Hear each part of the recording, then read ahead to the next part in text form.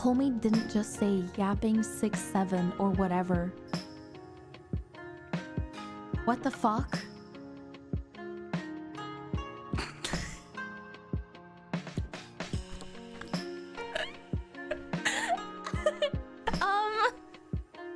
Damn, bro. Okay, amazing way to start the stream. We love to see it. We love to hear it. Yeah, hello. Welcome, everybody. Can we ban him? Honestly, you can. Get him out of this chat. He's in the VC right now, anyways.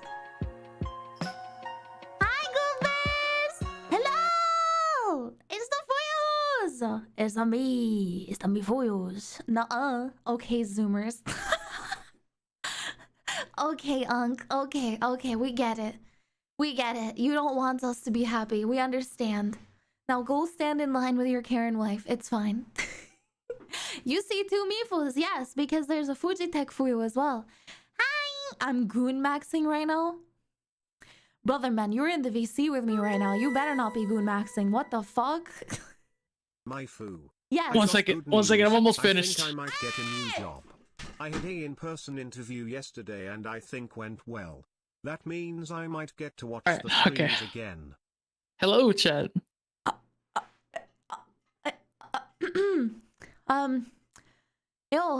Congrats on your job interview, Kiwi, and congrats, Matrix, to your gooning session. Hi, bro. Thanks for sharing it with the chat. I appreciate it. Damn, my dude was too quick though. Nah, bro, that's quick. No, I started like 10 minutes ago. Swear. I swear. Totally. Keep telling yourself that. Oh man. Hi, Saito. Hi, how are you guys? Hi.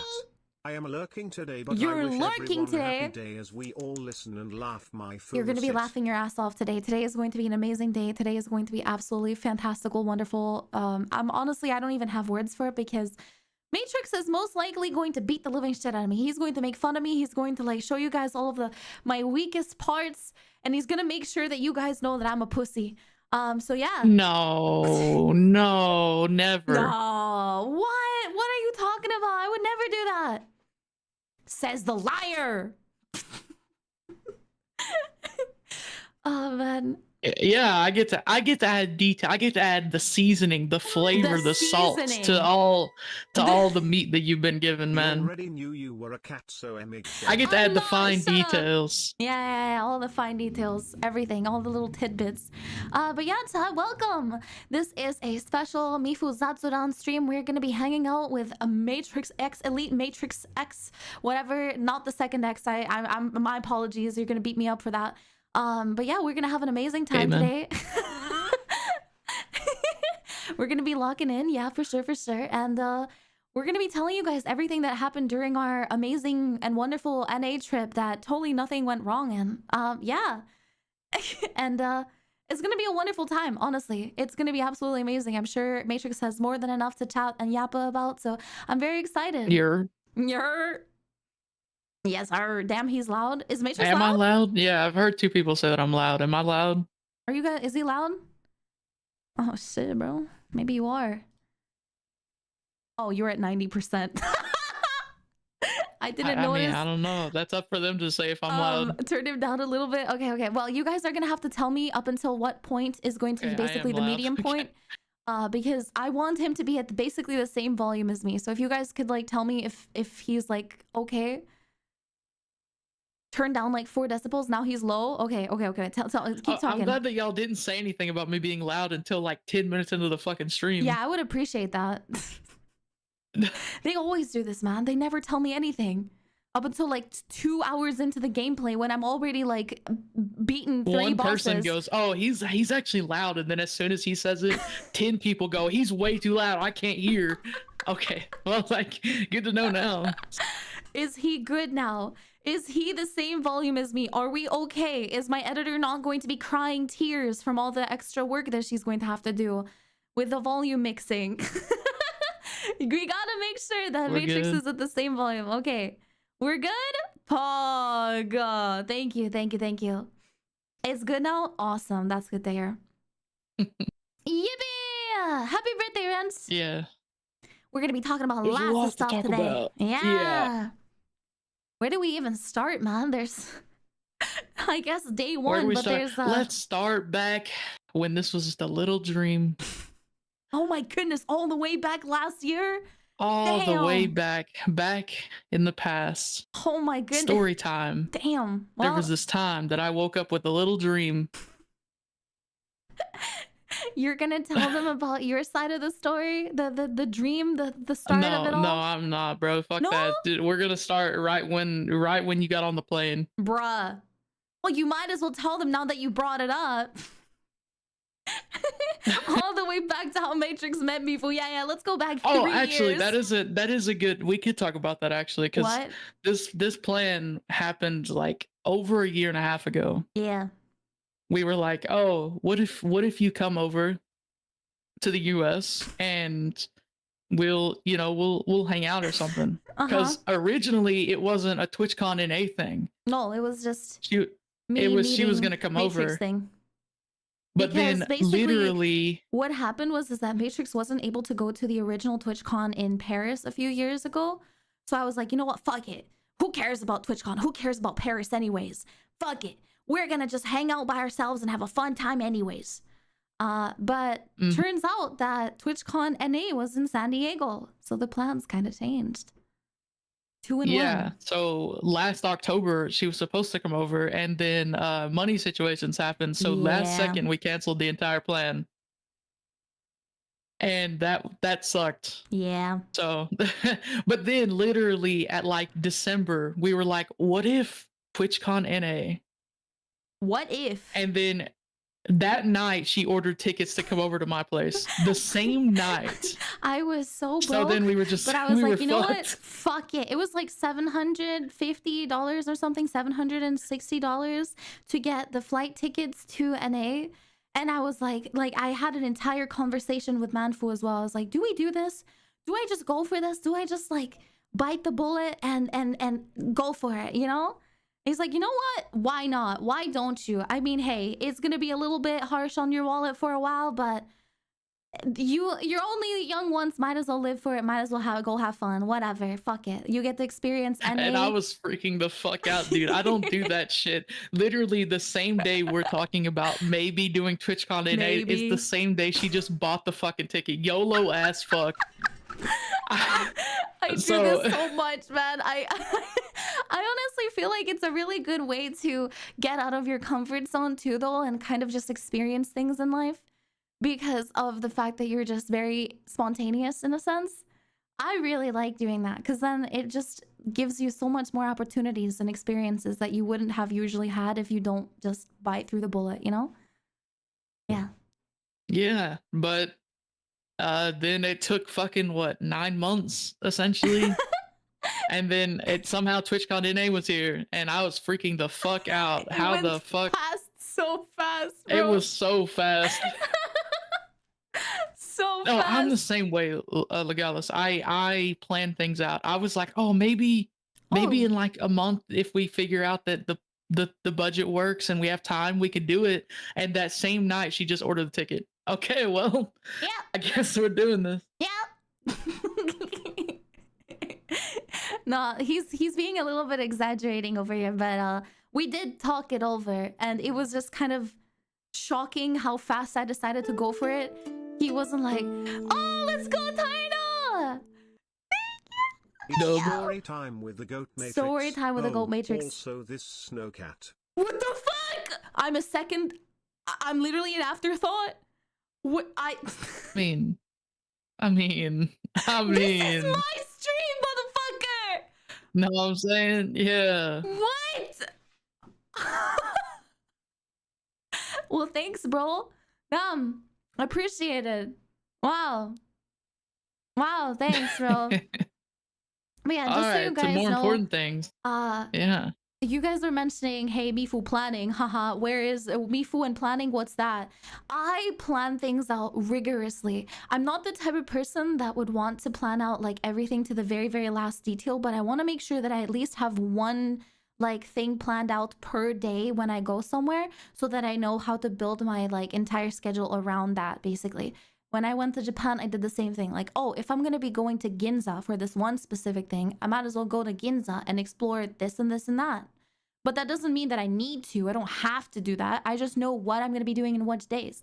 And I was so like pressuring Matrix as well when we were like having conversations. I was like, what are we gonna do when? Please tell me all the information. Tell me where. This ain't Matrix's stream. No. Yoink. My stream, motherfucker. Yeah, bro. Bro. My stream, motherfucker. Yeah, like exploring the Mexican border. That was totally that planned. Was not my choice.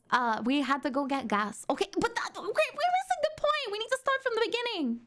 Go ahead. Hey, I want to get to the fucking plane. Hey, it's here. Day one. Day one. I have to start from day one. Yeah, because I don't know what it was like when you got on the fucking plane. Well, I started my day out nice and early, 5 a.m. Woke up.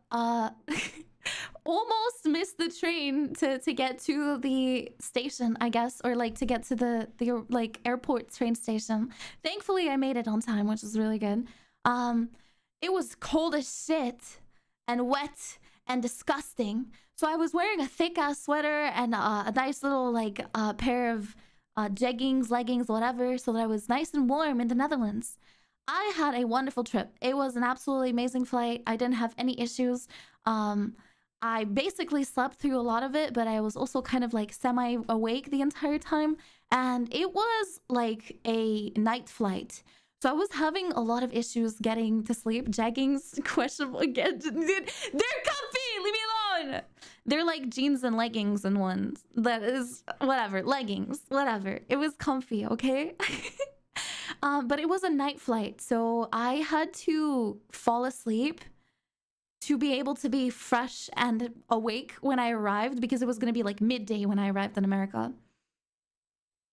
I wasn't able to sleep.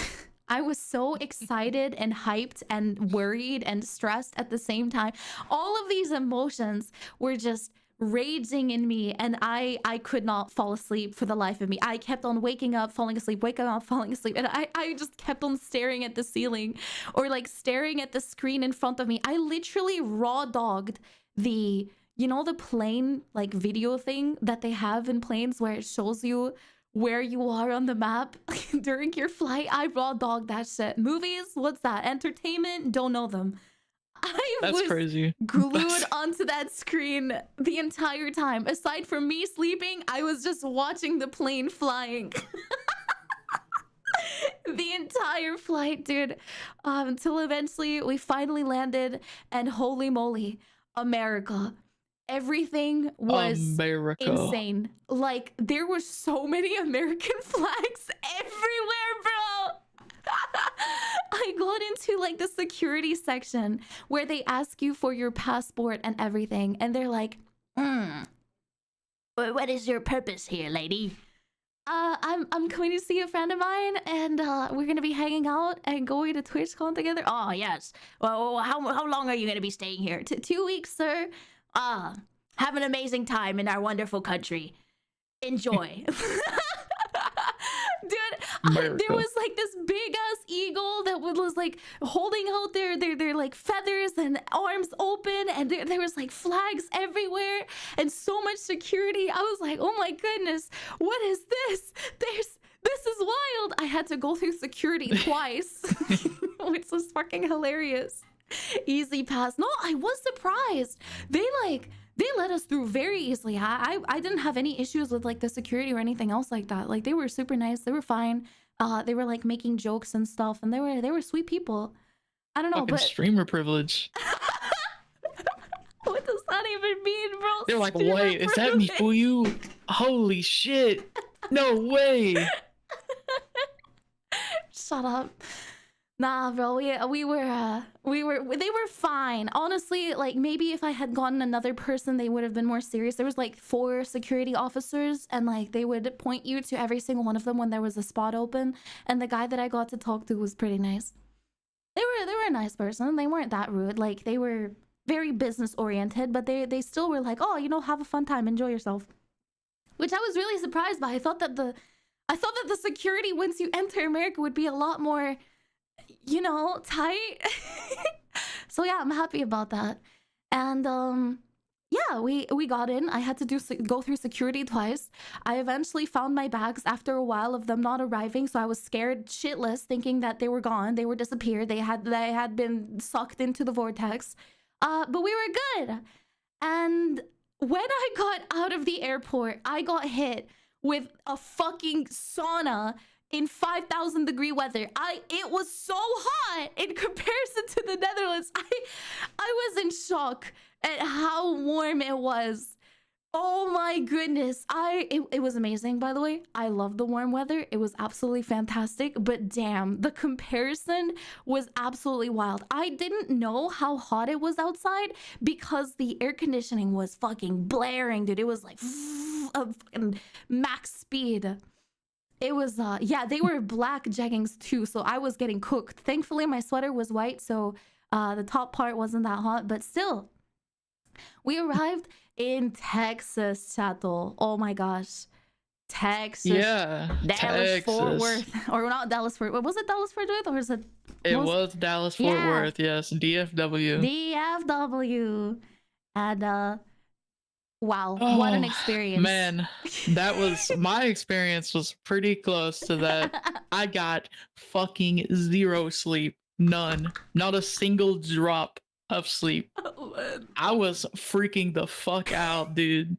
The night before, dude, the whole like week up to the trip, I was so excited. I was like, oh my god, this is crazy. This is about to happen. And then that night, the night before the trip where I need to get sleep, my heart didn't get below 180 BPM. It was just I was on the brink of a fucking heart attack all night.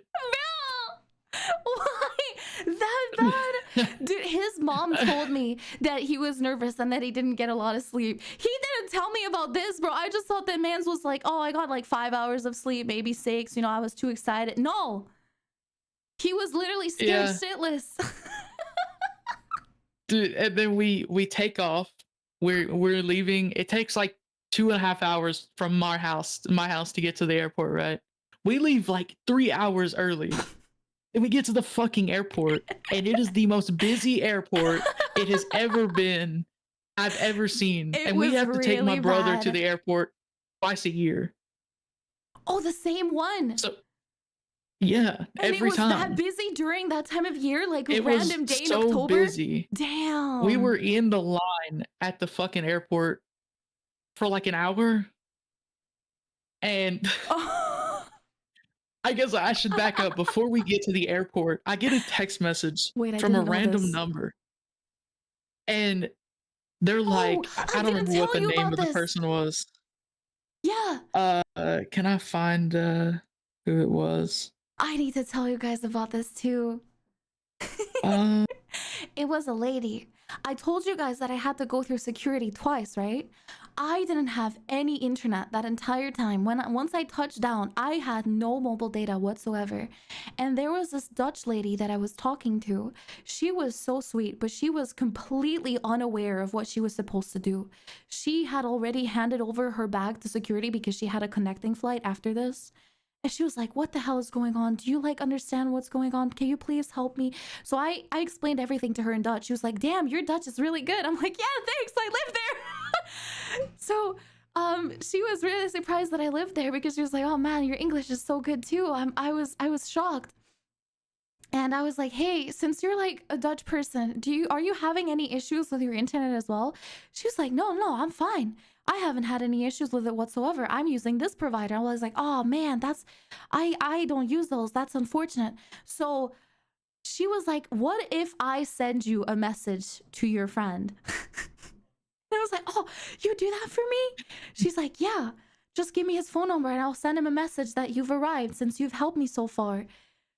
And then that's how it links into Matrix's story. I was completely lost.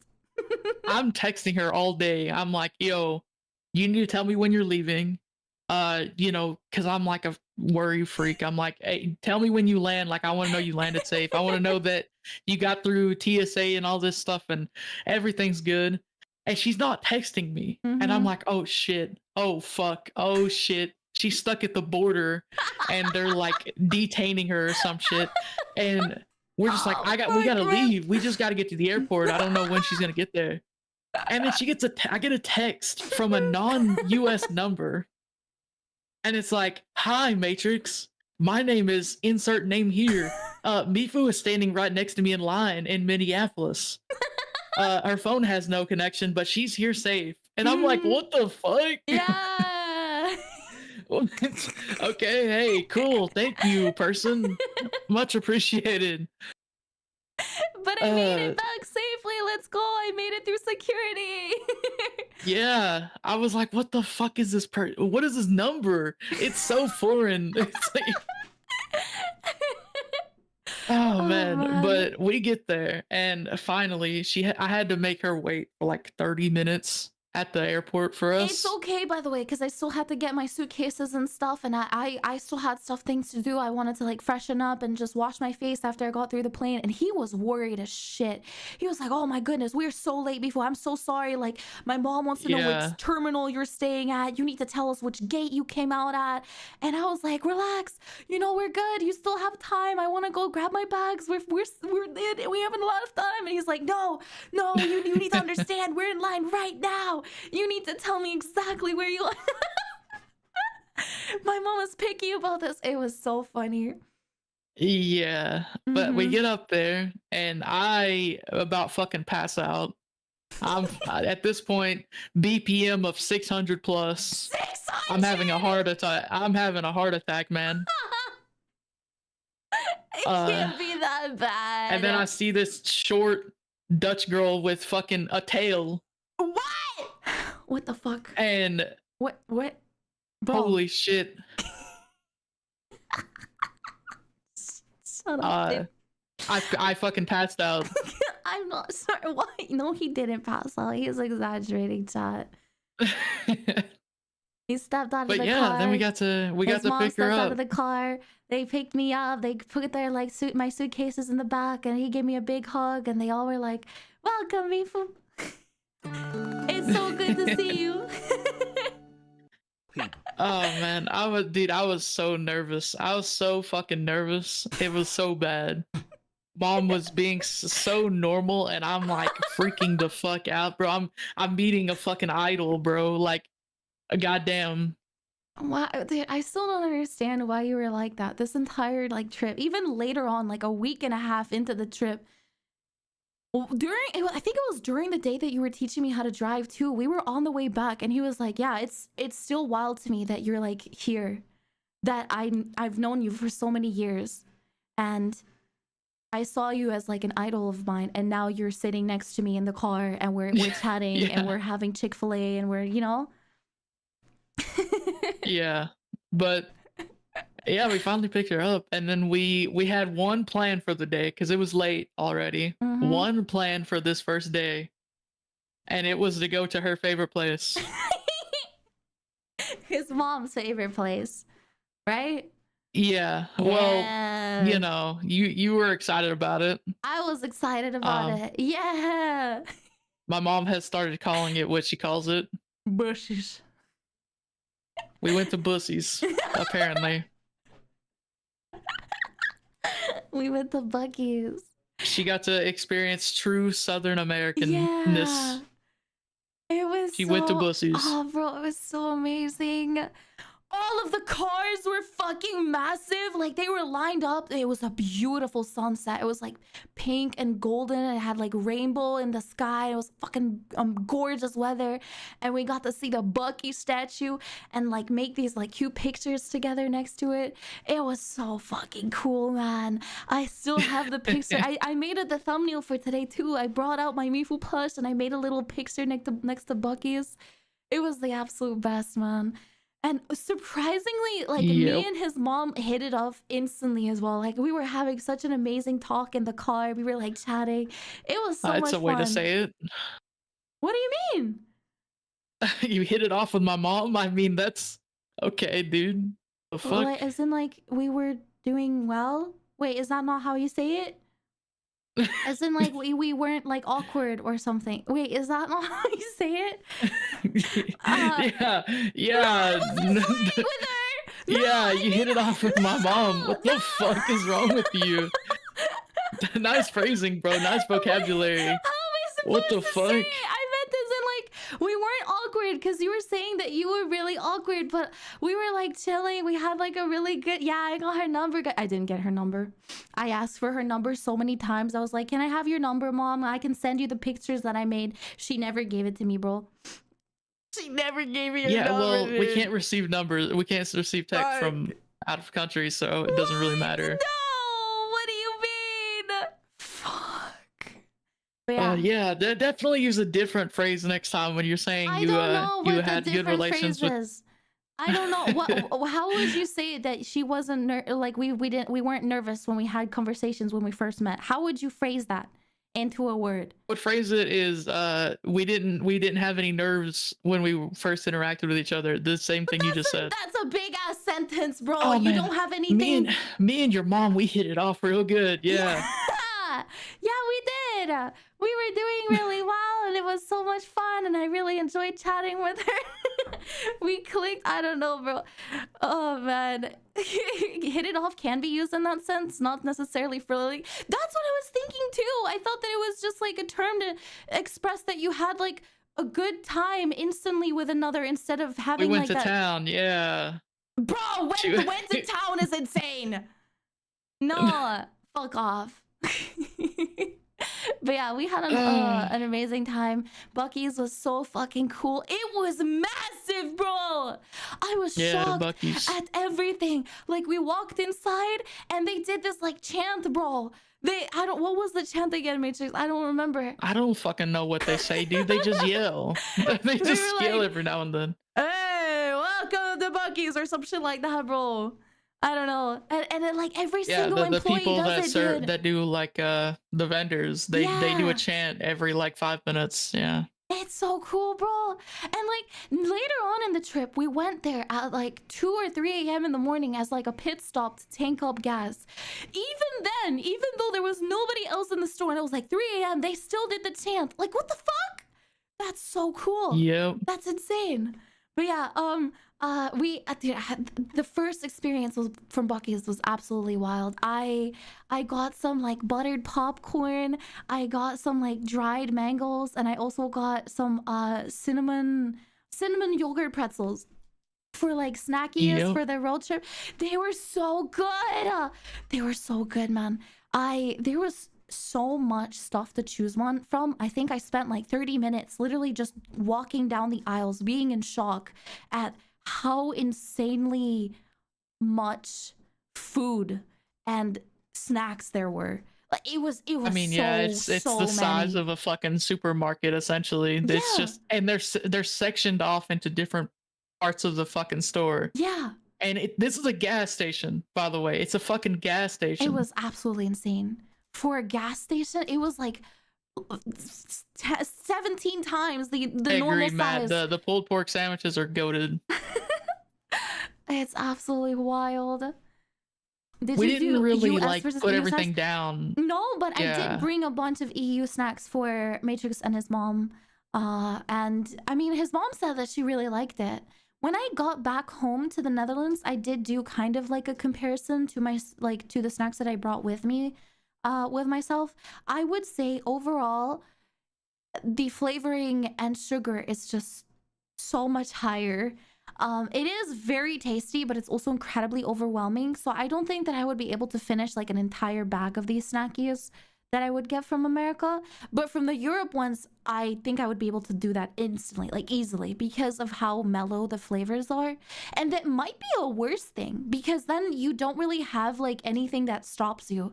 You know when you have like a chocolate cake that's so incredibly flavorful and it has so much chocolate in it that it kind of overwhelms you? That's what American candy kind of does to me too, because Where's his ball toggle? yeah, it gives you Pay for it, bro. ball toggles on the other model, because this is the 1.0 and unfortunately it will cost around Wrong context, a Mifu. lot of money. What do you mean? Yeah, you can pay for it if you want it. That's claw. Oh, Deathclaw, you want Matrix's ball toggle? Oh man. Hey, look. All I'm saying is that she really liked the snacks in the US. Yeah. Is it a lot? It is. But you know what the good thing is? They're snacks for a reason. Yes. If I'm eating a snack, it's because I want to You eat want something that nice and is sweet good. and fun, tasty. You know it's not good for you. Exactly. And you snack on it and it's fucking bussin', dude. Exactly. Like, that's the good thing is that in Europe, I would eat an entire bag of chips, no issues. In America, I would be like overwhelmed from all the flavors after like 5 chips, and I'd be like, okay, I'm good. So I think and that's I would just say Buc-ee's. it's a good thing too.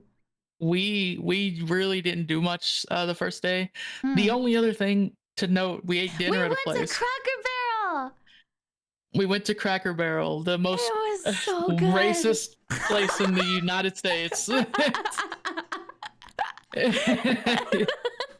But we had a really good experience with the guy. We like, do you want to talk about it or do you want me to talk about it? You can talk about it too. I can like interject whenever, but yeah, you can talk about it. Yeah, like we took her to Cracker Barrel because it's kind of a staple.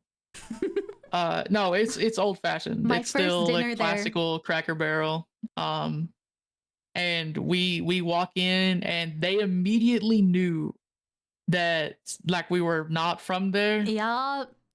But then we sit down and the manager of the place, which I don't know if you guys have ever been to Cracker Barrel, if we have any Americans or anything, but this was wild to me. The managers and all of the staff are in the room. Like they all serve you. It's not just a server. They actually interact with people. Mm-hmm.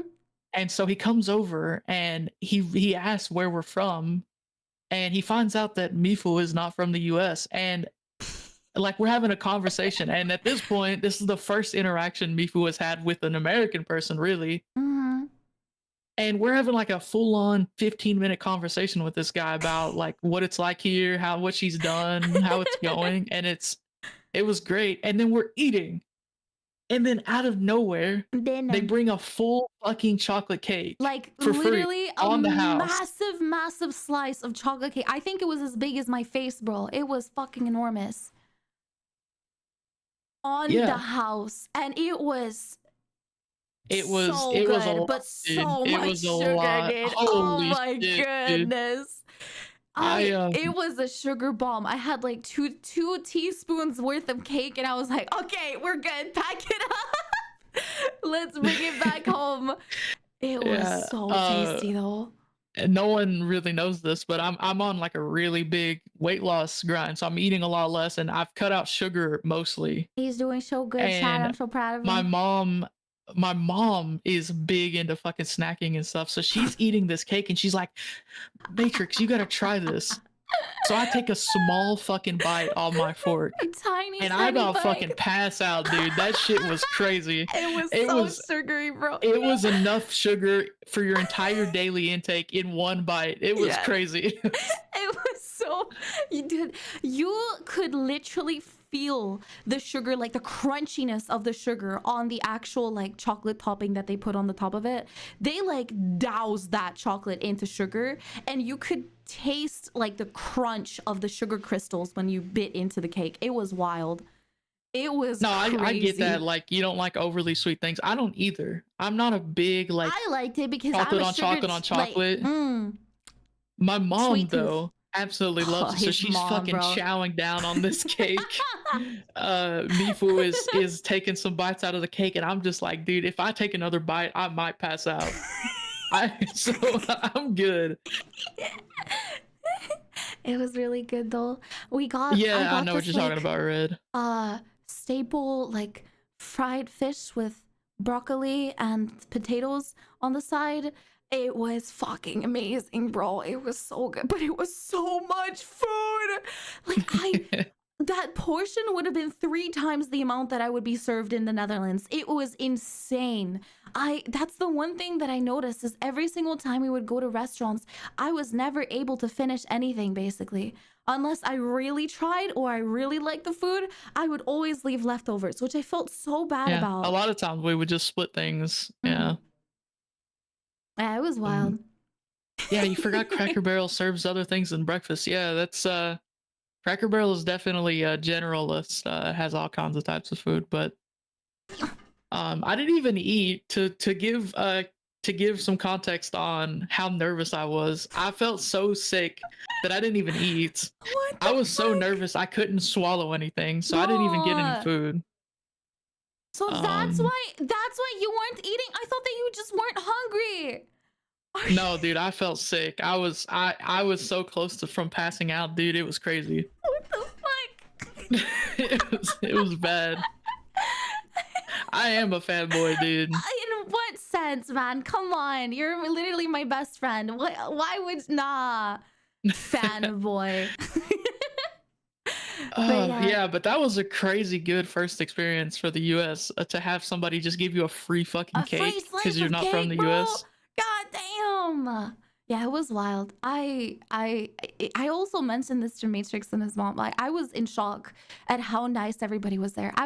We were having a conversation at the table and I was like, why are they checking up on us like every 3 minutes to make sure that we like everything and that the food is good? Bro, in the Netherlands, if they don't do that, they would never ever do that. Oh, fuck you. And if you want to mention something that the food is bad, unfortunate, bro, you're gonna have to get up and walk to them and tell them that the food is ass. I had that happen once in the Netherlands where there was straight up sand in my salad and I had to go to the fucking like restaurant guy, like one of the people, the servers, and be like, hey, there's sand in this, I can't eat this. And they gave me this like weird look, like, it's salad, what do you think, kind of look. I was like, bro, what the fuck? In America, it's the complete opposite. They're like, hey, you good? Is it tasty? Are you enjoying this? Would you like anything? Could we help you with anything? Would you like a free cup of water? Bro, they refill your water for free. What? What do you mean free? To be fair, Tomato, is that she does really give off like touristy vibes with all the questions she asks, because all of us here like understand the culture of how things work, and everywhere we went, Mifu was like, so what can I do? They're like, okay, you're gonna get, you want the burger? Okay, well, what do you want for a side? She's like, a side? I want this. You get 2 sides, ma'am. Oh, I want this and this. What do you want for drink? Oh, I already ordered my drink. Oh, okay. Everything that she was about her was so, I'm not from here. So shut up, bro. I didn't understand that it comes with so many things. Like in the Netherlands, whenever you have like a meal, it would usually be incorporated into it, so you would only ever have to mention what you want for your main dish, and then you don't get to pick sides. It either comes with fries, a salad, or fucking whatever else it has, you know? Figure it out. But in America, they're like, oh, you want mashed potatoes? Do you want to have sauerkraut? Do you want to have vegetables? Do you want to have you want a side salad with what you're gonna get? You want some croutons, bro? Yeah, bro. There are so many different choices. I think that's the one thing that I will say in general out of my entire experience in America, is that there is so much choice that it overwhelms you in every single situation, in restaurants, in gas stations, in supermarkets, in, I don't even know if you can call them supermarkets. The Walmart doesn't even count as like supermarket, bro. There's so much shit that I just could not pick one thing. Every single time me and Matrix or his mom would like go out to shop somewhere, I would come back with 3 things because I was so overwhelmed I couldn't pick one. I had to pick multiple. It was wild. And it also helps that I forced her to choose everything that she wanted rather than, because she was like, oh, but that's expensive, I'll get the cheap thing, I'll get one thing. Yeah. Oh, this pen is only $2, so I'll take this instead. Yes. Like, brother, just get stuff, man. No. What the fuck? It's expensive. But yeah, that's it. Yeah, there was so much stuff to pick from. And in the end, I kind of just, in a lot of cases, whenever I went to restaurants, I just went for things that I was like a little bit similar with, or like that I understood that I would most likely like. And then I would regret it because Matrix's mom would always pick something that's better. She would, every single time we would go to a restaurant together, she would pick like the most bussin' thing on the fucking menu. And then I would be like, nah, bro, that's ridiculous. Mine sucks ass. And she would have a bite of mine. She's like, yeah, mine's better. Bro. But thankfully, I seen someone say, I don't remember where it was, but yeah, like they said that like we're chill over here. Yeah, it's like, That's what I kept trying to tell people. There's a lot of bad stuff going on in the US. Absolutely. Things that I For don't agree sure. with, things that most people in the world don't agree with. But for the most part, if you're in just a small part of the world, people are chill over here, man. People are amazing. Everyone's enjoy their For sure. lives. You just run into people and have like the most awesome conversations with people here. At least where I'm at. And not only that, it feels like there's a lot of community in a sense, which you don't really have in European countries, at least a lot of the Nordic ones, since everybody kind of minds their own business. But from what I experienced, at least in Oklahoma, is that everybody is incredibly nice to one another and they treat strangers like family. We're gonna get into that later, but me and Matrix went to like this amazing pumpkin patch and I had some wonderful experiences there. Yeah. Yeah. That was basically the end of the first day. We got home. The end of the first day, yes. She got to settle in. The animals hated her. I think most people know this, but I have a dog and 2 cats. And they were not a fan of Mifu, to say the least. Well, they were fucking pissed. Yeah. They were like, what in the fuck is this bitch doing in my house?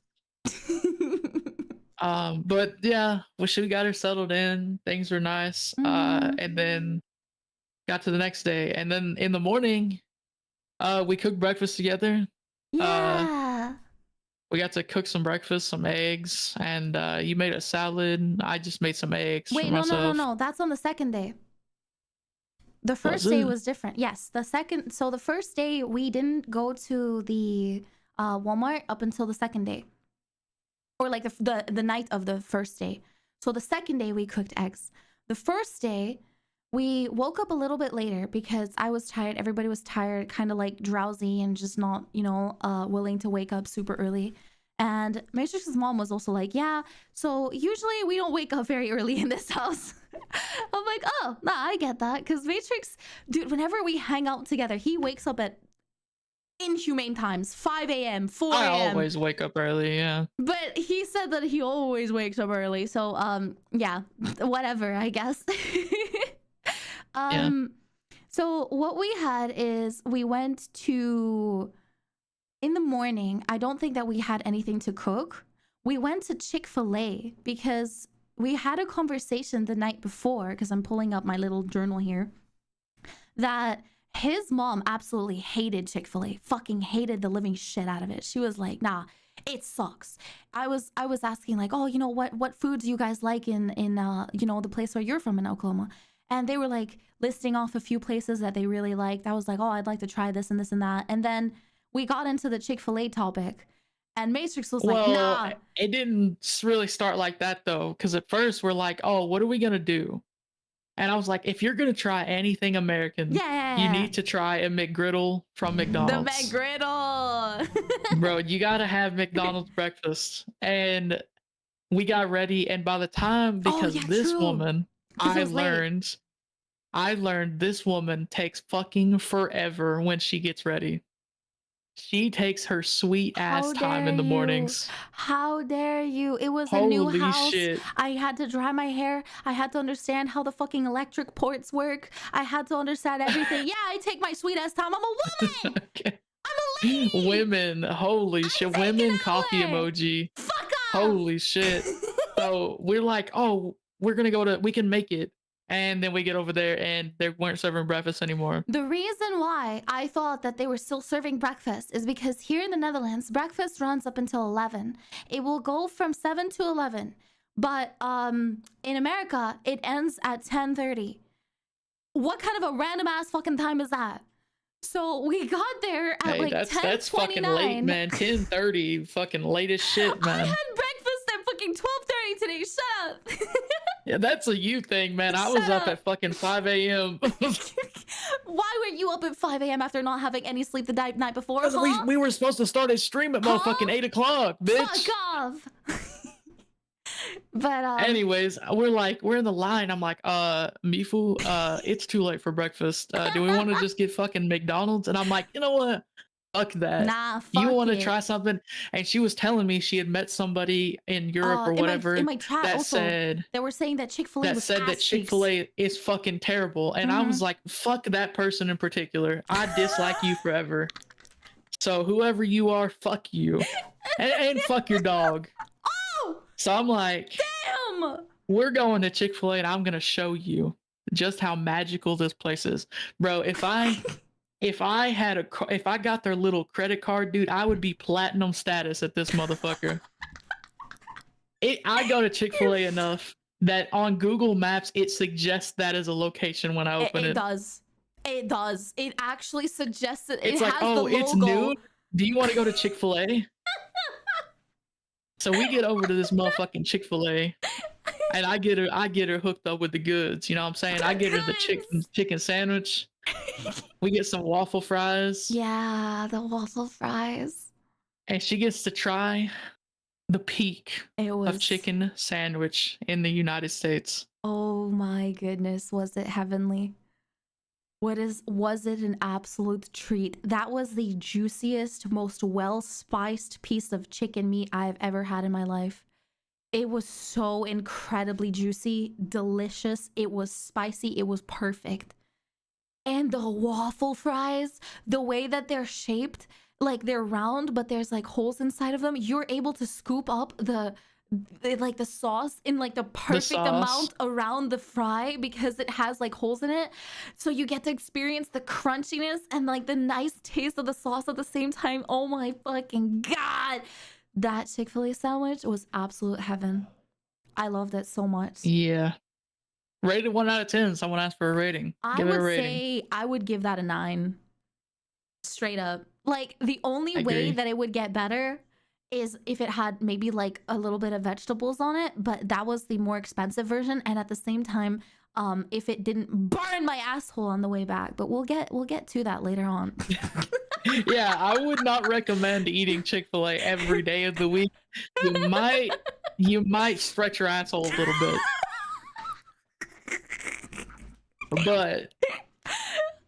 But yeah, continuing the conversation. You know, the first day after we ate, we went to Sonic to get a drink. That's what we did first. Did we do that? Yes, we did.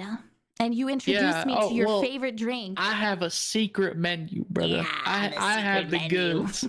So I stopped drinking sugar or drinking sugar. So when I did that, I like soda. So I started drinking zero sugar drinks. And I learned you add some cherry flavoring or any type of flavoring that you like to a Sprite. Yeah. Peak. I'm telling you, if anyone likes Sprite, add some cherry flavoring into that bitch. So good. It's peak. Is heavenly, it's bro. Peak. It's zero sugar, Sprite's cherry. Oh my like goodness. 15 calories for this fucking 32-ounce drink, bro. Dude, the cup sizes. I'm gonna miss the cup sizes in America so bad. The free refills, these massive cups that are the size of my arm. Bro, why are they so big? You shouldn't think that LeBron was lying, bro. My GOAT was not lying. Not the Sprite cranberry, cherry Sprite, vanilla Sprite, bro. He's cooking. He knows what he's doing. Yeah, bro. Oh man. But yeah, it was so good. It was absolutely amazing. I was in shock. Like, damn, Matrix, you drink this shit every day. It's so good. He's like, yeah, this is banger. An asterisk there that I drink mostly water, but if I'm gonna go out and get something, I don't drink sugar. That's his go-to, so basically. Yeah, like I have to go to Sonic because I no fucking place other than that serves zero sugar drinks. Nobody. It fucking pisses me off, bro. But anyways, that day, the first day, the whole plan was to let her explore my life. Yeah. So we got to go to my hometown and got to show her what a shithole it is. It's not a shithole. It's cute as fuck. Shut up. Got to tell some stories about my little old childhood back in my prime, back in my high school days when I used to run the block. Yes. They Yeah, showed me dude. everything, man. It was so beautiful. They had these like cute little houses with like they were like painted blue, and everybody was like there was people outside, and there was like little parks and stuff, and there was trees everywhere. It was gorgeous. It was so pretty. And he was like, "Oh, it's a shithole. So this is the slums." I'm like, "What the fuck do you mean slums? It's beautiful here." There, bro, it was fucking beautiful. It was such an amazing experience to get to see everywhere where Matrix like kind of grew up. And Yeah, I grew up in a really quaint town. There was maybe 3,000 people that lived there. small little place, yes. Um, it was nice. You got to explore it. There's not much we can talk about because it's all personal like stuff. Yeah, But it's unfortunately. she got to experience my hometown. And then was it the same? It wasn't the same day, right? That wasn't the day that I took you to drive, right? No, It was no, the no, next no. day. That was later on. That was a lot later on. We only had like 3 days at my house, so Yeah, but you told me to drive when we came back from TwitchCon. no. It was before we left. It absolutely was before we left. Mm.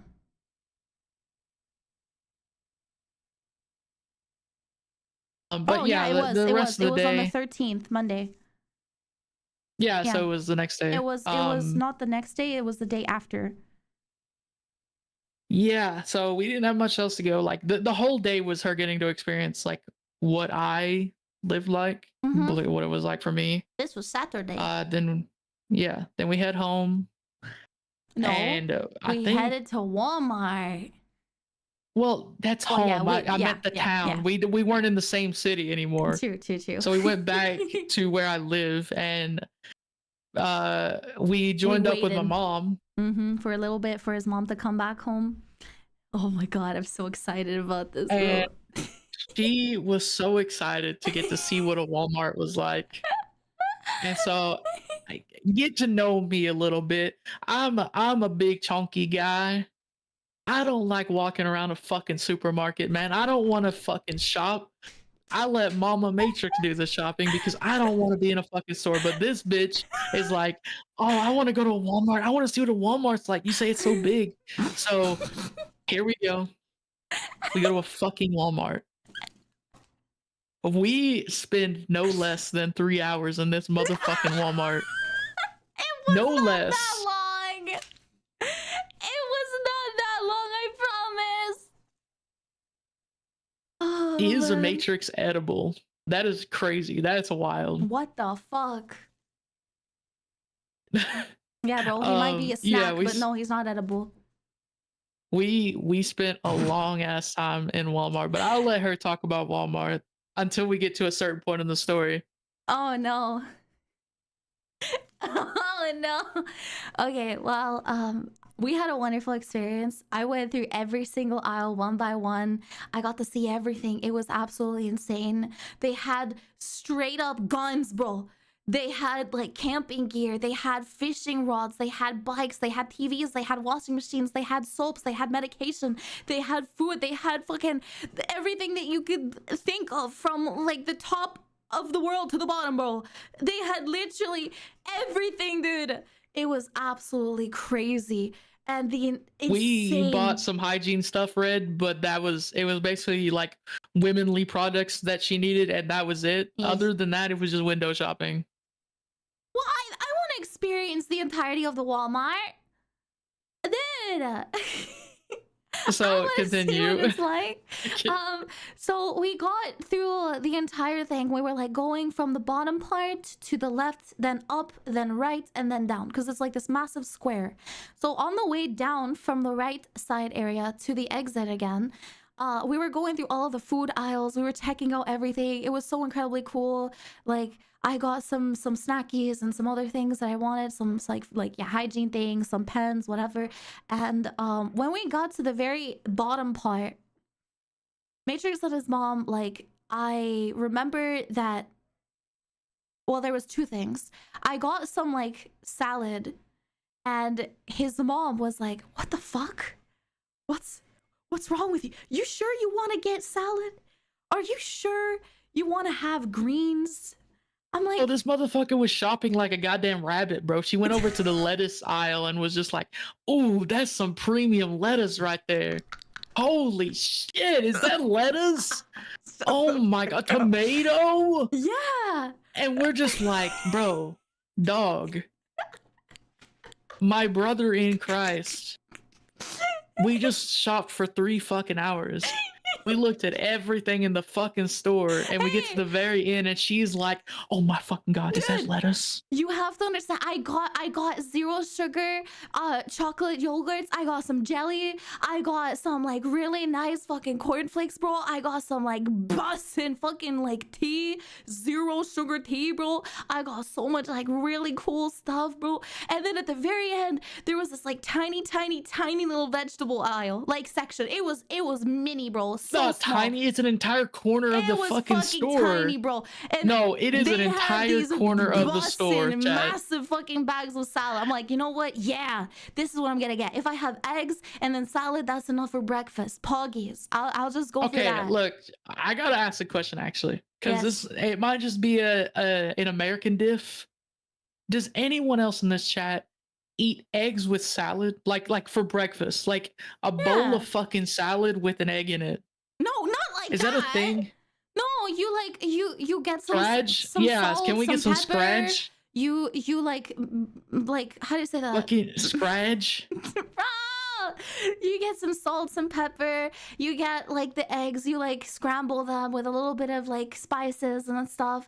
Yeah, maybe some spinach or some other like vegetables, right? You like cook them in a pan. You get them nice and like, you know, scrambled and toasty and warm. And then you have like a little bit of salad on the side. This motherfucker was eating like a raccoon, bro. What do like you mean? Fucking lettuce and eggs with some fucking sriracha sauce. Leave me alone. It's tasty. It's so good. Scratch eggs with greens. We do that. What the fuck, man? Nah, half of the chat agrees with me. You can't fuck with me, bro. No, they don't. Look at the fucking chat. Greens Scratch. with balsamic No. vinegar, eggs, bacon, and some bread. That? See, Scratch, fuck off. scratch. Yeah, with spinach. Nah. See? Ah, fuck off. One guy. Shut up. Yeah, you're getting one guy, Shut bro. Up. Yeah, with a little bit of oregano. I love that shit, man. I love like myself some scrambled eggs with some oregano with some salt and pepper. Shut up. We got to explore the gun aisle. Yeah. We got to see some pew-pews. Unfortunately, you can't put your hands on them unless you have a license. So I couldn't let her hold one, but I'm not holding one. Fuck that shit. That's terrifying, bro. Yeah. The rest of it was we fucking zigzagged through every aisle in the fucking store. We went through every single aisle, and by the time that I got to the very end where like, you know, we were doing the salad stuff, I was like, hey, can I like maybe go to the bathroom real quick before we leave? Because my tummy was rumbling, bro. So I run rumbling is an understatement, bro. So at this point, again, I'm a fat ass. This is 3 hours in. I'm dying. Like, oh, we skipped a part. We skipped a part. We did? We skipped a vital part of the fucking story that I need to add context to. Let's go back in time, chat. Let's go back in time. Because it's important to the Walmart story. When we were waiting on my mom at home, this motherfucker dropped the couch on my foot. That wasn't during that day, you dumbass. It was because in Walmart, my foot was hurting, and that's why I was freaking out. I know this for a fact. Okay, what? Okay, well then it was like during the time that your mom came back, because she's the one that helped me find the phone again. So basically, what happened, guys, is that me and Matrix, he was fighting over the seat with me because his couch has like an area that completely falls in, and I wanted to have a little pillow behind me so that my Aaaaa wouldn't fall into the hole, the fucking black hole behind his couch. So her fat ass filled it like a fucking Jenga piece, it did bro. Not. So I asked his mom if I could get a pillow, and she got me a pillow, and I grabbed it to put it in the corner, and guess whose fat fucking ass was sitting in my spot? Matrix. No. Like, see, Matrix, get we're up. adding like, context. No. He was like, you're too late. This is my area now. I don't care what you say. I'm sitting here. I'm like, no, bro, I don't care. I can just put the pillow there, and it's not gonna be an issue. He's like, no, No, All you're right, not chat. sitting here. Just wait for the fucking truth. All right. And then after like a while of me pouting and being mad at this motherfucker for taking my seat, I'm like scourging around trying to find my phone. I'm like, where the hell did it go? What the fuck happened to it? It was gone.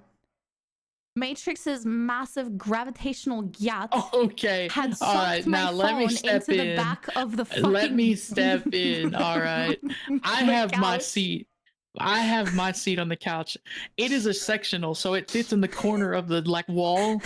The corner is the part that sinks in because you're supposed to like lay back into it like a corner. Oh, but no, it's not This the corner. motherfucker. It's like on the side. The side has the part that has It's the corner. I know what my couch is like. Bruh. So in the corner, she's sitting there because she wants to Your sit ass closer is to so me. fat you can't feel a difference between it, bro.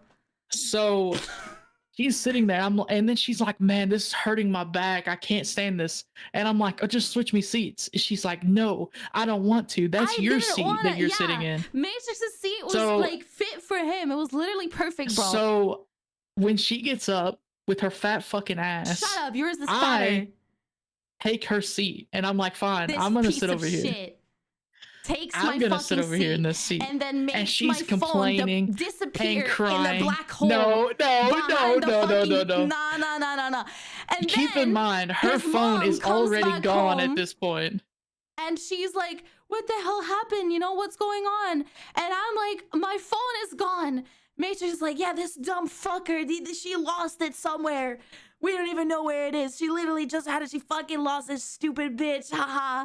And I'm like, nah, fuck you too. We get all mad at each other and his mom is figuring shit out. She's like shaking the couches, moving things around. And while we're like going outside because we were like, oh, maybe we forgot it in the car. Me and Matrix go outside to go check the car and try and see if we can find it. And then we come back into the house and his mom is like, it's in the couch. It's fallen in it's out of the couch. I heard it because I had like my phone was bugged out or something. Apple. Oh my goodness. It put itself on sleep mode. I think because it was still thinking that I was like in America or like in the Netherlands or some shit. The swap to America like fucked it up, but it was in sleep mode. So it wasn't making any noise. It wasn't ringing. It wasn't making any sound. So the only thing that Matrix had to go off of, or his mom, was this like little bell. This is a 30-minute process, by the way, where we're looking around the couch, looking in the couch, and keep in mind, we didn't know when it got lost. So she's saying it was my fat ass, but she dropped it in there and lost it like a fucking coin slot. I did not lose it. And so we're looking and we're looking. We go outside. It's 30 minutes and mom is like, oh my God, I found it. And I come back inside. The entire couch is moved at this point. She literally like flipped the couch and she grabbed the fucking knife and scissors and started cutting up the back of the fucking couch. And out of nowhere, she starts pulling out 500 different toys from the dog. She found like a squeaky toy. She found like a pull thread. She found like socks. She found all of this crazy stuff in the back of the couch because Lula had dug a hole in the backside of the couch and was hitting or like hiding all of her stuff inside of the fucking lining of the couch. So my fucking phone fell through that hole. So it turns out Mifu's dumb ass, a dumb thick fucking ass, shoved the phone down there. I did not. We get it out. Okay, we save it. We saved the phone and we're putting the fucking couch back. And I feel so and bad. mind you, like, it's not that heavy. I can lift these couch pieces because it fits like a puzzle. They're really not heavy. I can lift it on my own. But and so I'm pushing them back. I want to help. And then she comes over and lifts one side of it and just drops the bitch on my fucking foot. I didn't drop it. I was holding it, but it smacked against your toe because it was like connected to it. It's a connected piece. She fucking slams it into my foot. And I'm barefoot, mind you. She slams that bitch. And dude, it hurt so bad. It was... Yeah, this guy's a pussy though. He kept complaining to his mom. She's like, this bitch broke it. She broke my toe. My toe was fucked up bad. It was purple. It was fucking purple.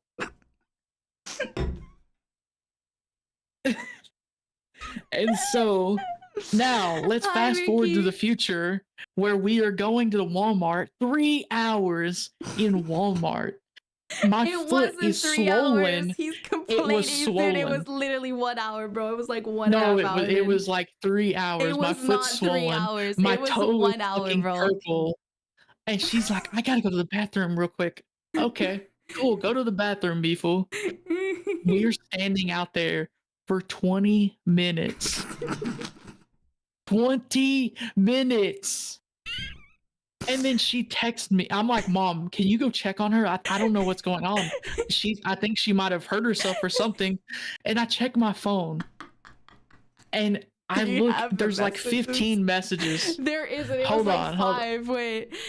Hold on. I'm gonna find them. I should have already pulled them up. Fuck me. Oh my goodness, you should have. Give me It a was second. so Stall fucking for me. funny, bro. Stall for me. Okay, damn. So I went into the toilet. I was like, holy fuck, my tummy hurts, bro. What's happening? What is going on? I was sitting there clenching my fucking toes, holding on for dear life because goddamn, that fucking Chick-fil-A sauce sandwich was hitting me Okay, like listen, a truck, chat. bro. It is 10:30 p.m. on the first day of the trip, and I'm sitting there in a Walmart for 20 minutes. I check my phone. There's 8 messages. She says, bro, my fucking asshole is on fire. What the hell? There's no way that chicken sandwich hit me that hard. Holy shit. What the? It hurts so Her mom bad. goes in there. It was burning, bro. They walk out, and she walks out. She's like, holy shit, Matrix. My fucking asshole is on fire. It's so spicy.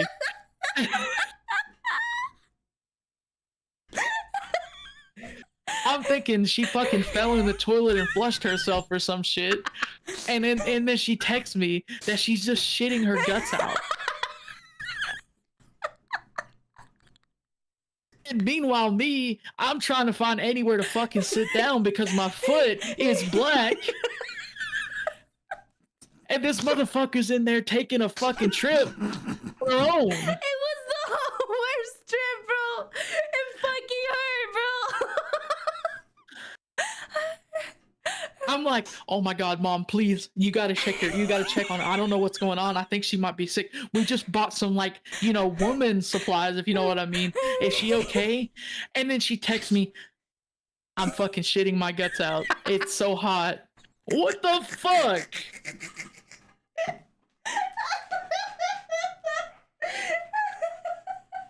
And then she walks out, and dude, she's like as daisy as ever, bro. Like fucking 5'5" fucking Dutch girl. And she's like, oh, sorry for the wait.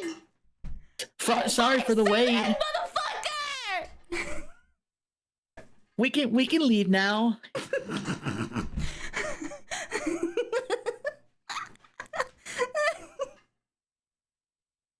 God damn, bro. So at this point, when she walks out, because remind you, my foot hurts so bad at this point. So when she walks out and she's like, I'm sorry, I needed to shit. I'm like, oh my god. Oh my god. I'm like, you know what, Mifu? I'm being so rude with you. We need to get home right now because I think you broke my fucking foot. So she's sitting there laughing her fucking ass off because her fucking asshole looks fucking red and purple. And meanwhile, my foot's black and it's the size of a fucking boot. I barely fitting inside my own shoe. You didn't tell me anything. Dude, this fucker ripped the band-aid off in the car. He's like, by the way, Mifu, I'm gonna just have to tell you, I think you broke my foot. I was straight up crying. I was so scared that I actually broke his toe. I was so fucking worried. And he's like, it's okay. Accidents happen. We're gonna check on it when we get back home, but I think you broke it. This motherfucker, I was so worried. I was crying, dude. He gets back home and his mom is like, no, he's just a pussy. No, we're not twisting this. It was sprained. My shit was sprained. But you need to keep in mind, my foot looked like the fucking Hulk right now. It was about 3 sizes too big, like the fucking Grinch's heart. It was fucking massive. I could barely put my goddamn sock on. It was not.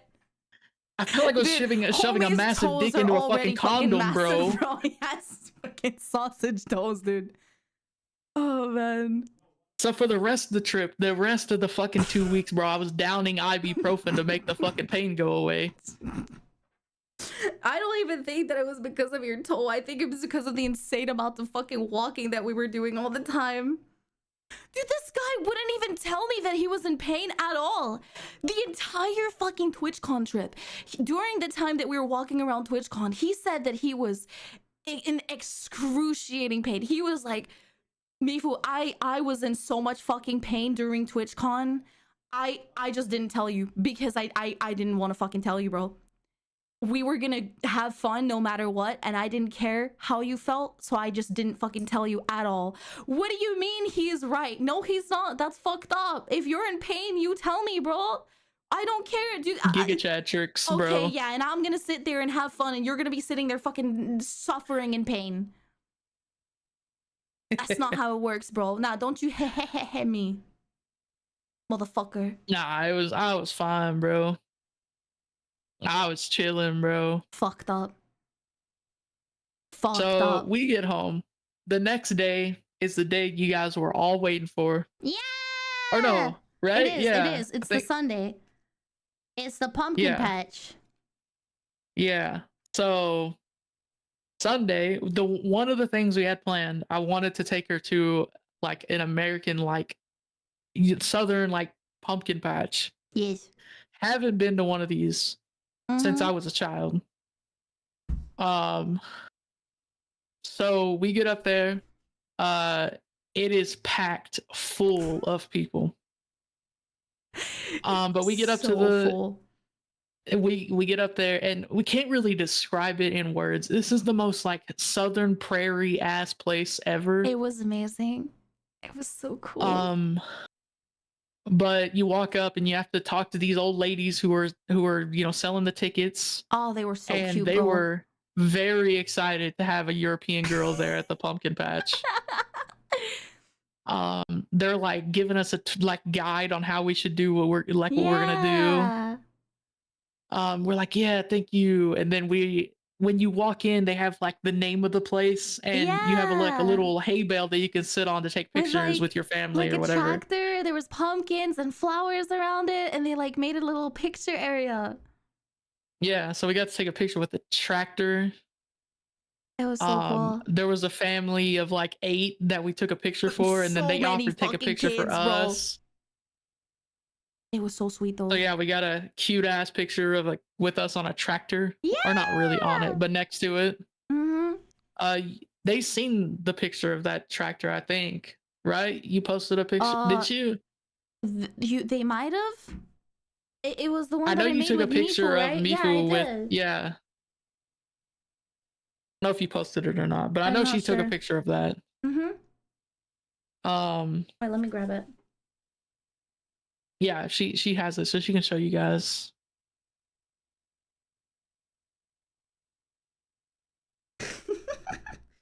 Dude, tiny little Mifu on it, bro. It's so funny. See ya, Capybara. Thank you for listening to us. Yeah. Thank you for hanging out with us. Oh my goodness. Did you find it? Yes. Okay. She's so tiny on the fucking. She's so small, dude. Pumpkin. Here we go. We're gonna get there. We are literally the next thing we talk about will be the driving trip. Actually.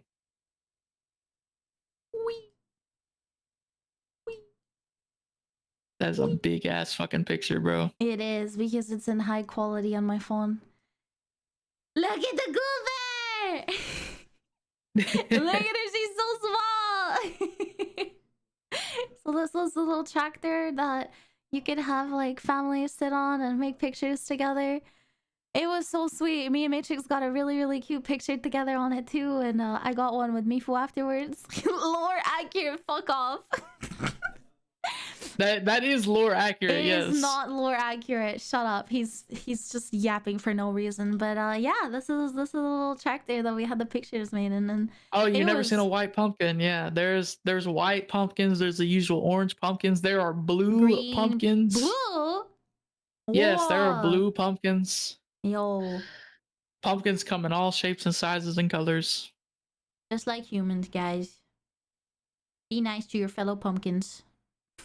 Pumpkin got blue ball. That's crazy. That is crazy. Oh, that is absolutely insane. But yeah. But yeah, so essentially the pumpkin patch goes downhill. So it's all at the bottom of this hill. And the way they have it set up is almost like you do everything in a huge circle. And it all ends with actually getting your pumpkin. So most of it's for kids. But you get to walk through. They have a bunch of playground stuff set up. There's like go-kart tracks and stuff in it. There's so much we got to go through the couple things we got to do. I also want a yappa. I want to talk about it too. Yeah. So it was wonderful weather at this pumpkin patch. It was absolutely gorgeous weather. It was so much hotter than both me and Matrix like actually thought. Initially, we were like, "Oh yeah, no, it's not gonna be that hot today. It's gonna be fine." We arrived there, it was like 85 or something degrees, maybe hotter, maybe even worse. But we went down this. I think it was in the 90s that day. In the 90s, so damn. Like 35 Celsius. It was hot. We went down this like big hill, and while we were walking down, there was like this tractor that was pulling people on it, and it was going down to the main area where the pumpkin patch like I guess attractions were. It was so much fun. They had this like massive grassy hill where kids were rolling off of it. They had this like, yeah, as Matrix said, this go-kart area. They had this like maze and this really cute store where they were selling like locally sourced walnuts and sugar-coated stuff and like really yummy snackies and food and stuff. It was so sweet. And everybody was so nice, man. I absolutely adored all of the hospitality from the people. We were walking around exploring everything, even though we were like too old to experience any of the, you know, children's attractions. We got to the inner parts, and this super southern person like came up and started talking to us. The owner of the place. Yeah. Wait, he was the owner? Yeah, he's the most southern person you'll ever talk to. He talked like this. He's like, "Have you guys gotten to do the corn maze?" And we're like, "Oh, actually, like, I haven't done it since I was a child, and she's actually not from here." And he's like, "Oh, where are you from? What state you from?" She's like, "Oh, I'm actually not from here. I'm from Europe." And he's like, "Oh, you're from Europe, huh?" He's like, "Gosh dang, that's a long way." Gosh dang. She's like, "Yeah, I'm from the Netherlands." He's like, "Oh, the Netherlands. Where's that? I never seen anyone from the Netherlands." And we're like, yeah, she's gonna be over here for a trip. He's like, "Oh, well, shoot, you guys got to do the corn maze. That's my favorite part. It's one of the most fun things you can do is the corn maze." And we're like, "Oh, really? Like, yeah, we should go through." He's like, "Yeah." He's like, "Well, yeah. I guess I'll leave you two alone then, so you guys can get to do the corn maze." I was like, "Yeah, thank you." He's like, "Yeah, you two have fun. If you need any questions, you can come ask me." And he was so sweet, bro. He was so funny. I can't. He was so nice. Oh. But yeah, that was him, and he was the owner. He's the most southern fucking person ever. It was the best. We got to experience the corn maze. It was really cute. They posted like these like Halloween pictures inside of it. Like whenever you got to a dead end, they would have like the spooky illustration inside of the corn maze, and you would have to like kind of worm your way through. There was kids everywhere. Of course, we were the only two that were sticking above the corn maze. Like we could see everything because we were adults. So it's like, oh man, we're not supposed to be here, but it was so much fun. In the end, I got to experience a corn maze, brothers, and it was really nice, honestly. Right after the corn maze, we walked outside and we were trying to like kind of cool down a little bit in the shade because holy fuck, it was hot. And there was like this little petting zoo area to my left where they had a bunch of animals like sitting out in the sun, and a lot of them were like sitting in the shade and chilling. Yeah, they had like, a bunch of farm animals that you could do a petting zoo for. So there was like little goats, there was sheep, there was like bunnies too. There was a like, what's it called? Like a oh, they're like donkeys, there yeah, were there was horses, there were horses. cows. There were cows, bro. There was this like really cute miniature cow, and they were so fluffy and gentle. They were so cute. Oh man! And then I got to pet the bunnies. Oh, I felt so bad though because she pet this fucking cow, and while she was petting it, this cow starts fucking pissing. And he pissed for like a good 5 minutes straight, just straight pissing, bro. Non-stop pissing, dude. Oh, dude, he's so mean. What the fuck? You don't take 5 minutes to piss, bro. I do if you were to pet me, bro. What the fuck? Yo, take that back. Leakers. Look, all this stop. But yeah, it was a really, really cute little petting zoo. I honestly, I felt so bad for the bunnies because they were inside of this like big metal, like, I guess, water thingy where they would put water for like the cows and stuff, or like hay inside of it. They were like kept in there, and all of the kids didn't know how to pick them up. They were like holding them in weird ways, and I felt so bad. I was like, oh no, these poor little babies, they're like so scared and they're not being held correctly. So I taught the kids how to hold the bunnies correctly, and they're like, oh, okay, I see, so you do it like this. And they were like holding them, and I was like, ah, yippee, now they're holding them correctly. And like the bunnies were so sweet, man. They didn't bite, they didn't do anything. They were absolute adorable little babies. Yeah, we got to pet some horses, some donkeys. Oh, the goats are so cute. The sheep, bro. It's so interesting. I don't know if anyone has ever touched a sheep before. You think it was but soft. It is nothing like what you expect. Like sheep, you see sheep and you're like, man, it must feel like fucking heaven touching a sheep. Yeah, and it is. They're soft, but it's way more rough than you expect. Absolutely. But sheep are great. They were all incredibly cute, and we had a wonderful time. But it was very, very, very hot. So we were like, okay, you know what? Let's go inside. Let's chill for a little bit. Let's sit down and just take a break. And after like this is a perfect time in the story for me to go piss real quick as well. So I'm gonna go take a break myself for like 2 seconds. Okay. I'll be right back. Okay, bro. I'm going to be brutally honest. This is why we need people coming from different countries to America. They can teach us so many different things, and they can make others happy. Yeah. Anyways, back to lurking. Honestly, I do think that the entire experience in America was absolutely amazing. It was so wonderful to get to experience a different culture and meet so many amazing people. Like, yes, there's a lot of things that are happening in America right now, but I had a wonderful time nonetheless, and it doesn't change the fact that people are people and humans are humans, and as long as you show respect and love towards one another, you're always going to get the same thing back, you know? And it was wonderful. It was absolutely fantastic. I'm very happy I got to go there. Yes. Thank you for the 100 biddies, Kiwi, and thank you for telling me your point or whatever you thought was important.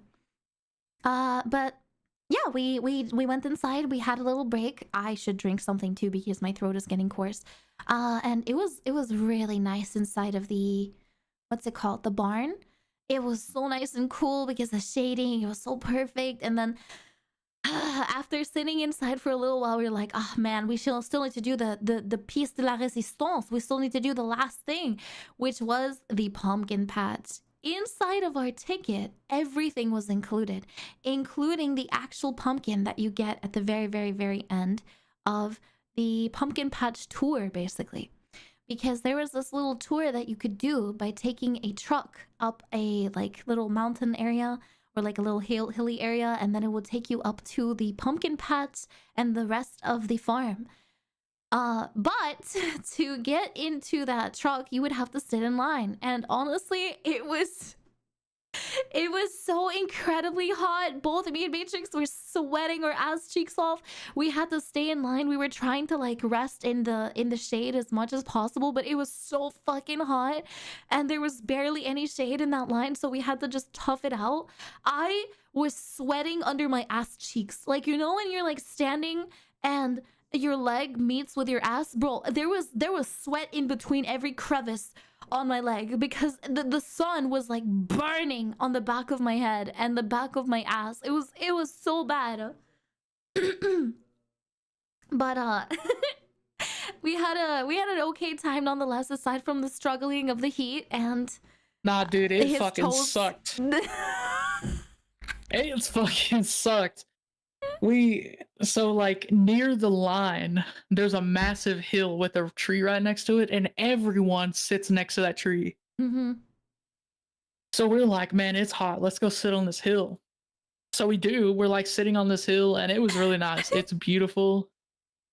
It's completely blue skies. It was feels gorgeous, good under man. this shade. Yeah. But then we're like, man, we need to stand up in line, or we're never gonna do this. So we do. We get in line, and that motherfucker felt like the longest 20 minutes of my fucking life. It sucked ass. Like she is a pretty fit person, pretty fit. She's hot as shit. Shut the hell up. And she was sweating, dude. I'm a 6'1" fucking thick guy, dude. I was sweating my fucking ass off. I'm burning fucking up, bro. My fucking toes broken. I'm just, this shit sucks. And she looks over. She's like, I need to tell you something. I'm like, what? She's like, I don't know if I can say it here. And I'm like, bro, just tell me in my ear. She's like, bro, it's so hot. My fucking ass cheeks are sweating, bro. I could feel it dripping down my fucking ass cheeks. And I'm like, what the fuck?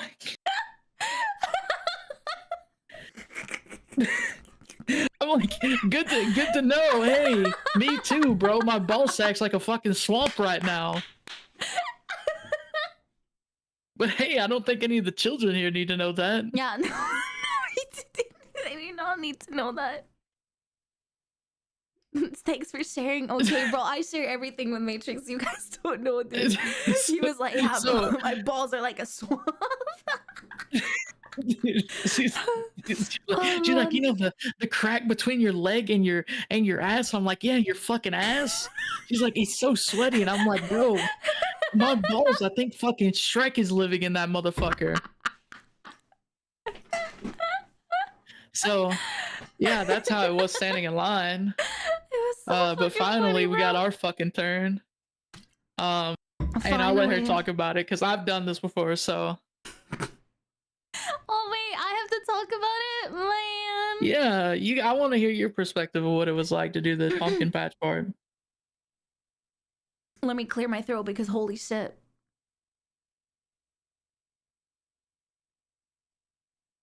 Okay, so the little tractor thingy arrives with this massive, like, I guess, pull-up area back on it, and it's covered in hay bales. It's a trailer. They have so a tractor pulling a trailer. Yeah, it's like a big ass like trailer, and it's covered in hay bales, and they pull out this like little stair, and the tractor owner. Good luck with your trip. Take care, Azale. Take care. It's okay. Thank you for hanging out with us so far. Best of luck with the plane trip. Best of luck. Safe travels. Yes. Where was I? Yeah. The tractor's like owner, the person that was driving the tractor, pulls out this little like stair, and helps every single person one by one to get onto the back and sit on the hay bales. I thought that the hay bales were gonna be soft, bro. This shit, No. it was not soft at all. For those of you, which is probably most of you, who have never touched a hay bale, they pack that hay tight as fuck, so it Yeah. hurts like a motherfucker. It is to hard, touch. bro. It was wild. It's basically like sitting on a rock. Yeah. But we got into the hay bales via Matrix. I think we were first because that like we were standing in line for such a long time that we had to wait for 2 trucks to pass, and we were literally first in line to get onto the hay bale truck. And what an experience that was. I got to see everything from the front next to the tractor, all of like these like really, really cool, like I guess, would you call them like farm equipment or something? There was like this little museum area where they were showing off this farm equipment. Later on, they were like explaining everything, like, oh, this is where you can see where we do this is where you can see where we can do that. And then later on, we're gonna patch the actual real pumpkin patch where new pumpkins are growing. We're not gonna be able to cut those, but that's okay, because right after that, you're gonna be able to pick your own in the open patch area where we have hand-picked ripe pumpkins for you guys to bring home with you. Dude, there was so many pumpkins, man. It was like a massive sea of pumpkins. It was absolutely wild.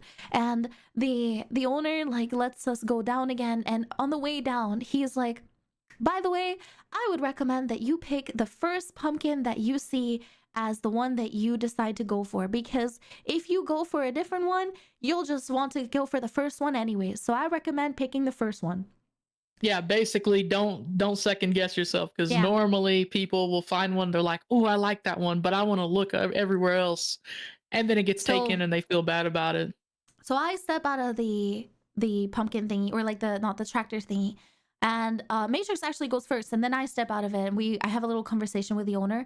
And to the right, I see a pumpkin that I absolutely love. It was my favorite one. I was like, oh my god, there we go, I found my pumpkin. I head over to Matrix and I was like, hey, did you find the one that you want? Right? I'm like talking to him. He's a little bit further up. He's like, yeah. Let me go grab my pumpkin, right? He grabs his pumpkin, and then I'm like, okay, I'll go pick up mine. Like a diamond in the rough, bro. It's all the way in the very end. I saw that bitch. It was glowing. I felt like I was picking out a fucking Kyber crystal from Star Wars. It just called to me. So yeah, Matrix picks up his pumpkin on the other side of the patch, and I found mine at the very front. So I had to run all the way back to pick up mine.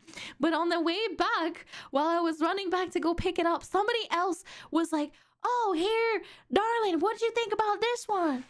She second guessed herself, man. I didn't second guess myself. I just didn't pick it up on time. And they were standing there, was like, oh no, that's my pumpkin. And then the lady is like she gives a second look. I just kind of said it out loud, like, you know, I didn't really mean to change her mind or anything like that. And then Matrix saw that they were like trying to give it to me, but I had my back turned thinking that it was gone. And he was like, dude, they were trying to give it back to you. I was like, nah, bro, I can't do that. Like, that's already theirs now. So I had to go pick out a different one.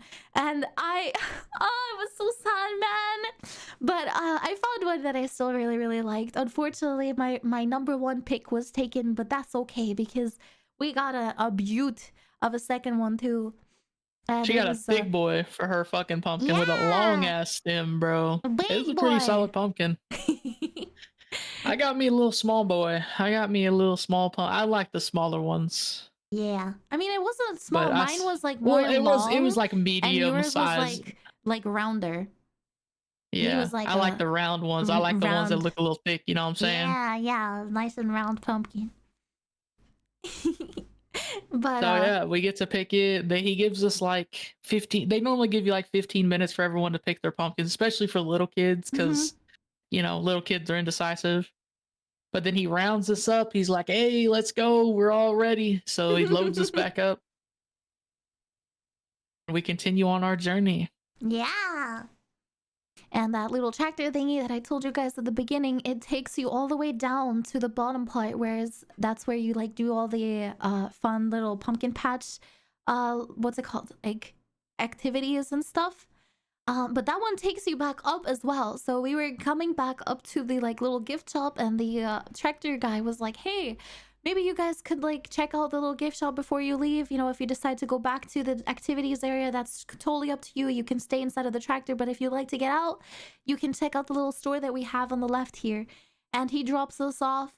Matrix was like, God damn, I'm fucking thirsty, brother. I need myself something to dude, I drink. was dying, bro. I was fucking thirsty as shit, man.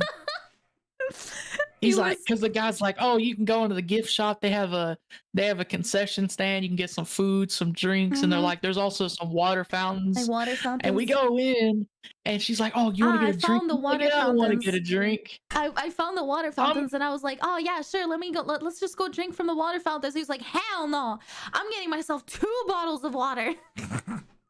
Well, technically, I bought a bottle of water for her, but she didn't drink it. What? You didn't tell me that was for me? Yes, I did. No. I literally grabbed 2 of them, and you're like, why are you getting water bottles? I'm like, because I'm not drinking fucking tap water, bro. That's disgusting. You never told me that it was for you. You literally drank both of them at the table. No, you did not. Because you said no. You drank both of them, and then no. I was like, oh, you got 2 bottles of water. He's like, yeah, both of them are for me. And then you drank both of them while you were having fucking nachos no, at the she's table. fucking capping, Chad. No, she is capping.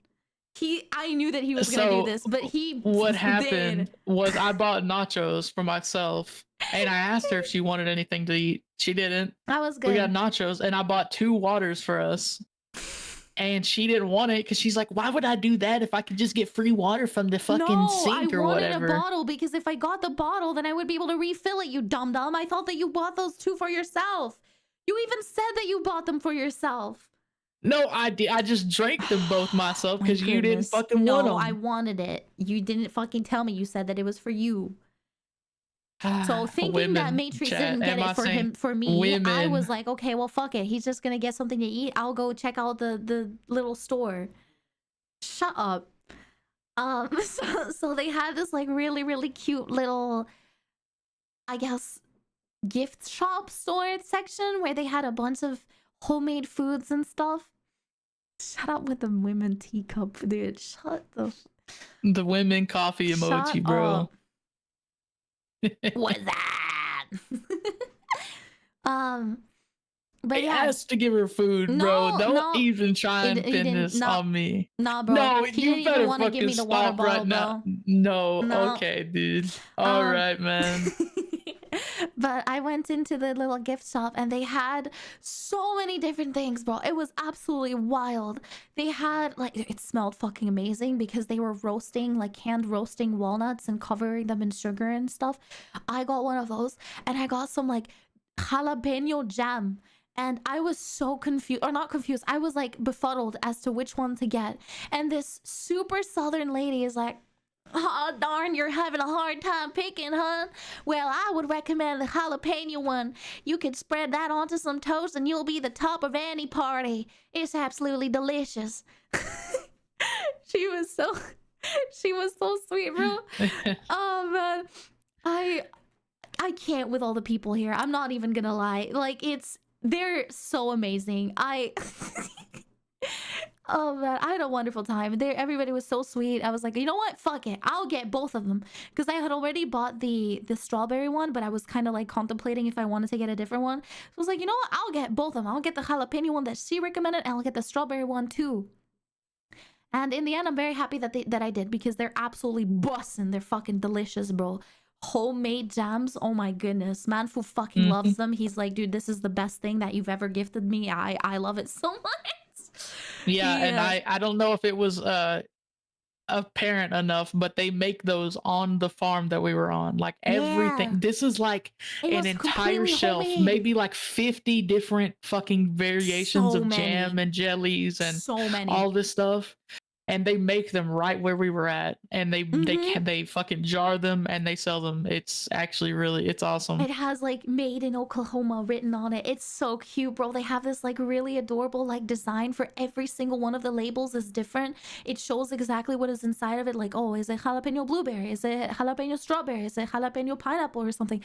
And then they like make illustrations for every single one of them. It's so cute, bro.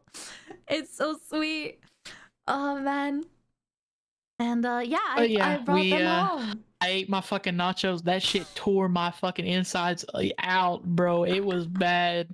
The fucking nachos fucked me up, man. They did, bro. I was farting like a motherfucker, man. It was bad. Wait, I didn't know that. Wait, you were farting? I thought that Dude, your tummy just hurt, bro. That's so nah, funny. dude, it was every time my stomach would bubble, bro. My fucking asshole was bubbling too.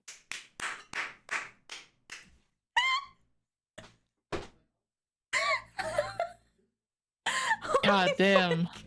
It was good though. That was some good ass fucking nachos, but shit. Holy fuck, bro. Those nachos did something to you, man. Jeez. Yeah. Jeez. Man, I would do it again though. It was worth it. Oh hell no, don't do it again. Oh man. Okay. So we finished up what we were doing. I ate. I had my 2 bottles of water, suspiciously 2 for just me. They were literally apparently. 2 for you. I thought that you were that thirsty that you had 2 for yourself, bro. And you didn't even give me one, bro. I fucking chugged them bitches down. She bet me if I could chug an entire bottle of water in one sitting. So while I have bubble guts and ass fucking bubbles, my stomach is fucking screaming. She's like, I bet you can't chug that. So I downed that whole fucking water bottle and about to kill myself. Why would you do that, bro? We were on the way out. And basically he was like tidying stuff up. And I was like, dude, no, don't do it, bro. Don't chug it, please. You're fine. Don't do it. He's like, nah, I got she's like, this. you're a pussy. You can't fucking chug it. And I'm like, bet, bitch. I can chug this shit. Throw it away. I was like, bro, just take it with you. Nah, I'm chugging this shit. I can't. And then he right in front of me, he chugged the entire fucking water bottle. What the hell, yeah, man? I about fucking died, dude. I felt like a fucking balloon. Later on in the car, he was complaining about it. Like, oh, bro, this hurts so bad. I ate too fast. Those 2 water bottles fucked me up, dude. I'm like, dude, yeah, that's what you get for drinking both of them. Oh, man, at least it ain't wet farts, right? Yeah. Yeah, I don't know. I'm not Matrix. But yeah, it was fucking hilarious. We had a wonderful time. It was amazing. This was like we were there for maybe what 2 or 3 hours, something like that. Yeah. It was a lot of fun. But that was basically the end of the day, right? Got back home and we were exhausted. The thing is, right, from what I remember is that we were having like a conversation on if we should go or not, because this was Sunday and it was the last available Sunday that we had to go to the pumpkin patch. And it was like later on in the day.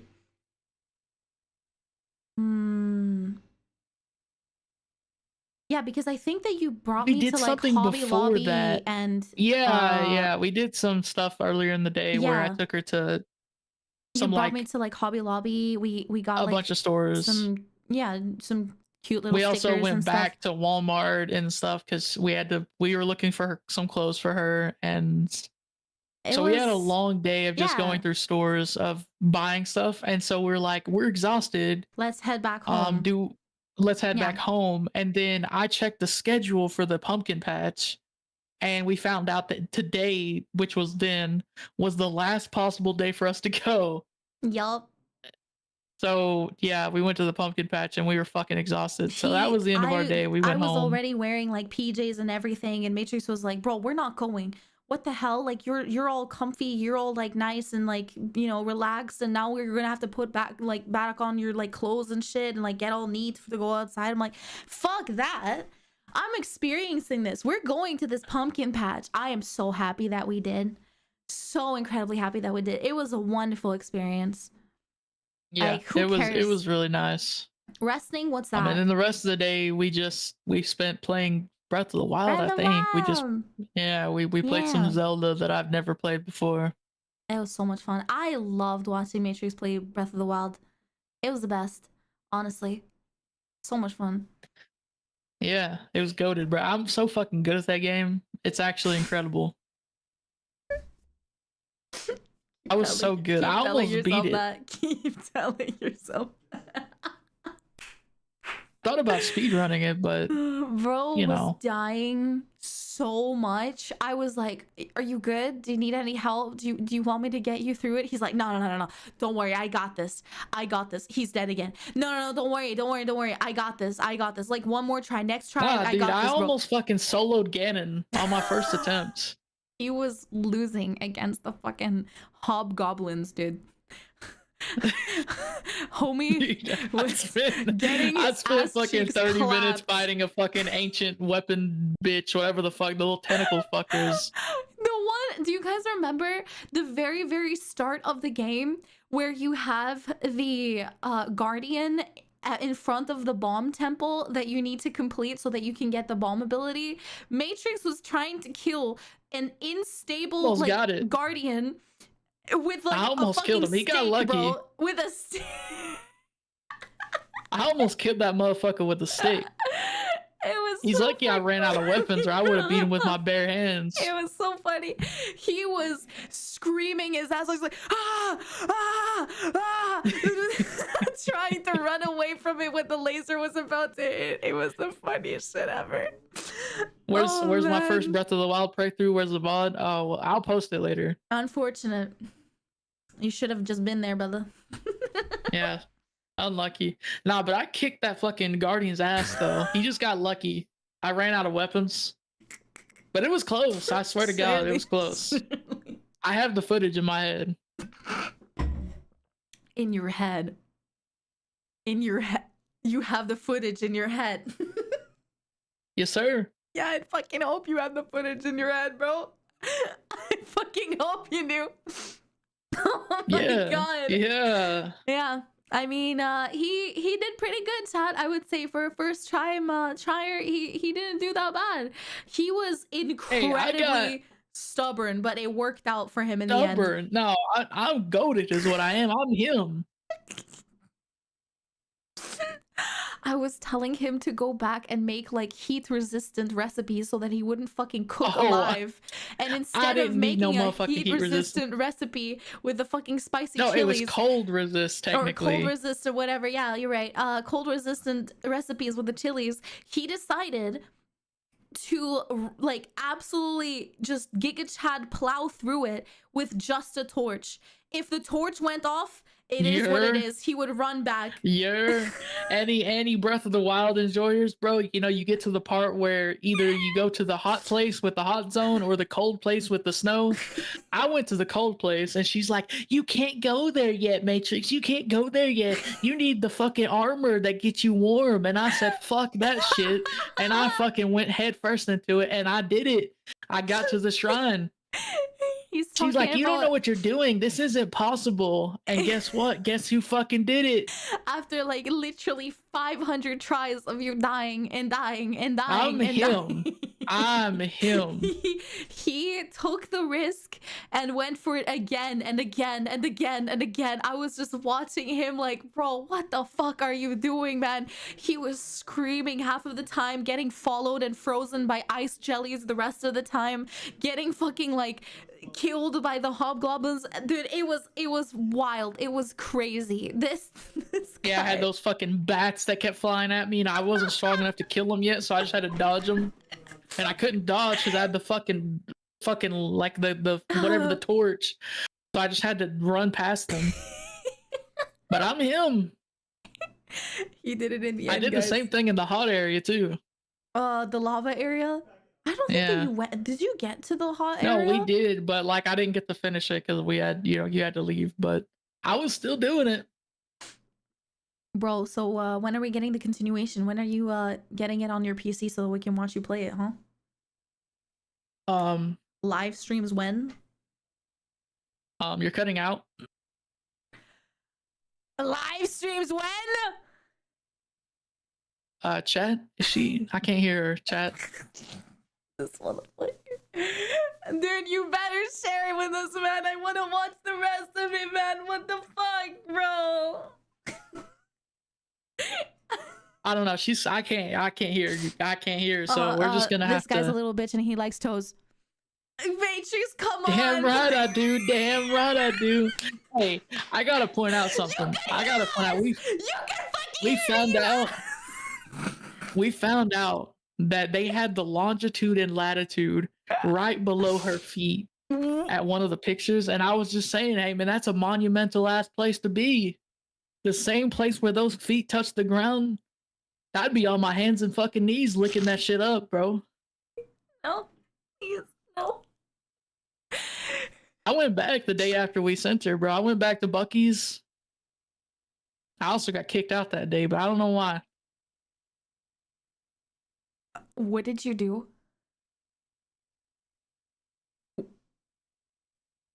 What did you do? Matrix? This guy is crazy.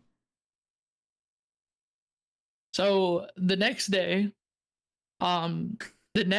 of our trip was the day you guys have been waiting a long time for. And you didn't think it was gonna happen. You didn't think it was gonna happen. But this chick got to drive a vehicle for the first time. So early in the morning, we buckled up, we got dressed, and I took her to actually the place I was gonna take her to. We couldn't go to, so I had to improvise.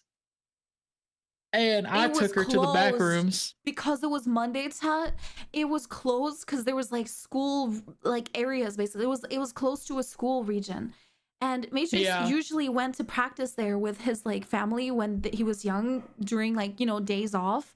But because it was during a Monday, we weren't able to like practice there because there was going to be kids, there was going to be other cars, there's going to be like a bunch of other people that were there, right? It's not on a school, by the way. Like it's not a school, but like, it's near the school, so they have it closed where you can't get to it. Yeah. So we couldn't do that, so I had to take her to somewhere else where there wasn't gonna be any casualties. The back rooms. So we went out to the countryside, brother. We went out to the middle of nowhere. Literally the back rooms. It was fucking terrifying. I was telling him, brother, you were not trying to like just bring me there and kidnap me, right? You're not gonna tie me up and throw me in the back of the trunk, right? He's like, I've got the stuff back there already. What the fuck? I thought about it, motherfucker. I thought about it. You freak. But yeah, he brought me to the middle of nowhere. It was just trees and one singular road that was completely banged up. There was holes everywhere, and Matrix was like, she's over exaggerating. It's a gravel road. It's literally just a circle. I'm not over exaggerating. You know why? Because we had gotten breakfast that morning before we headed out to go, like him to have me teach me how to drive. We got breakfast. We didn't get the McGriddle, I think. I don't know. Did we get the McGriddle? I don't think we did. We did. We did? Yeah. Okay, yeah. We got the McGriddle and I got a McMuffin for like the afternoon. And while I was like unpacking it was like 1 p.m. or something, so I was getting a little bit peckish. I was unpacking my little McMuffin. I am a fat ass. I got one too. And he was like, nah, Mifu, you might not want to get too acquainted with that McMuffin of yours, because what's coming up after this, it's not gonna be a gentle ride. I was like, what the fuck? Okay. It can't be that bad, right? Where she drove at wasn't that bad. To get there was a different answer, okay? I, out of precaution, I just encouraged her to not eat because she might not keep it. Yeah, it might get flown out of my body. Oh, man. To get where we went, let's just say that there used to not be a road there. And there's kind of a road there now. And so I was just encouraging her to maybe we can eat afterwards, you know? I was like, oh, hell no. I'm eating this motherfucker right now. We turned the corner to the road and Matrix is in shock. He's like, what the fuck? They repaired this place. They fixed it. Bro, there was so many potholes in this quote-unquote road. It was insane. They took like these like sandbags or something and then filled up all of these like massive holes with sand. He's like, dude, a few months ago, like from what I remember, it wasn't even like this. It was complete like bumpy terrain. It was like an actual roller coaster to get through this road. He's like, "You're lucky, Mifu. You're lucky. You would have had to say goodbye to that sandwich right here, right now, if it wasn't for them fixing this road." Yeah, it was much better than it used to be. Yeah. At least they had some sort of semblance of a road there. But Oh, I got her man. there. Hey, we're safe and sound. We're good. We're good. And then we get there to this place, and then there's just Two random dudes. I'm not gonna say what it was or like where we were at because it's personal to me, but where we were at, there's normally never anyone there. Yup. And there was someone there. And she's like, "What the fuck? Why is there someone here?" And I'm like, "Man, I don't fucking know." She's like, "Who is that?" And I don't fucking know. So I'm like, it'll be fine. It's fine. Yeah, totally right. We're not gonna die. I'm just gonna go talk to them and see. Yeah. They're cool with it. Yeah. So I get out. They have a fucking blowtorch. And I'm like, "Hey, what's up, gang? Hi. We're I'm gonna teach my old pal over here how to drive. They're trying to get their driver's license, and they're like, "Oh shoot, yeah, you go do your thing. We're just killing some weeds." And they're like,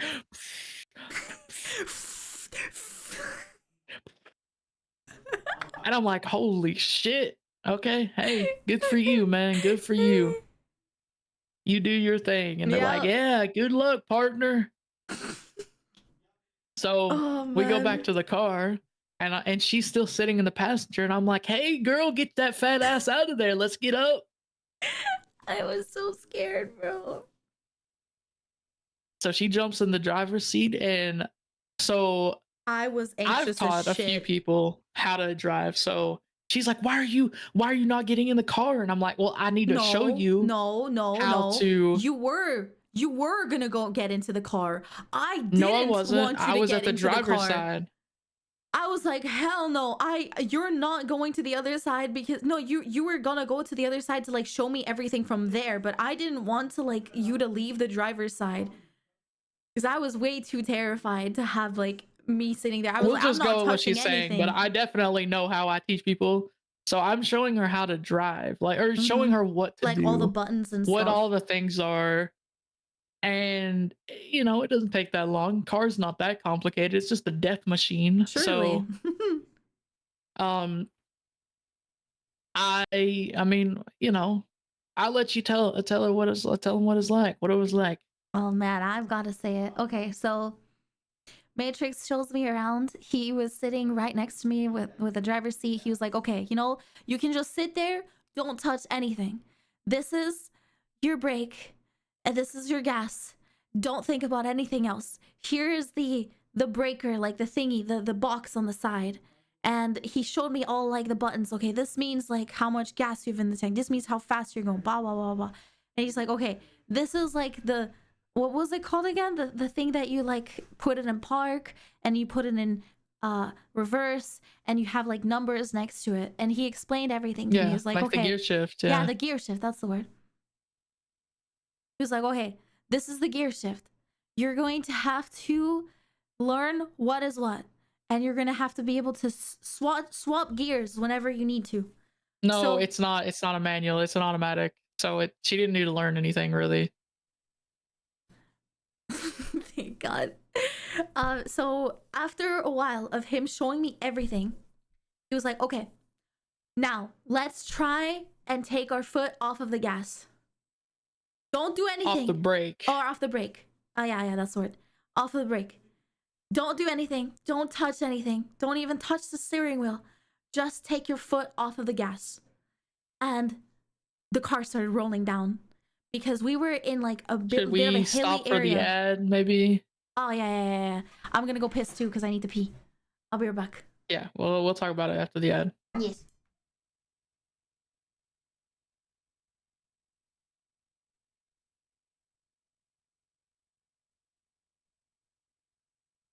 Yeah, no, I had no reason to tell her about a clutch. It was just It was an automatic, so.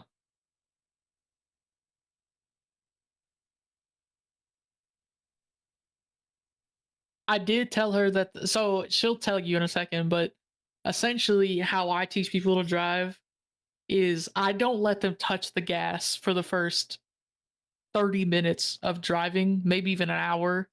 I literally just have them use the brake to let the car move itself. So I just had her have it on the brake and slowly let go of the brake to see how fast the car moves on its own. She'll tell you about it, but no.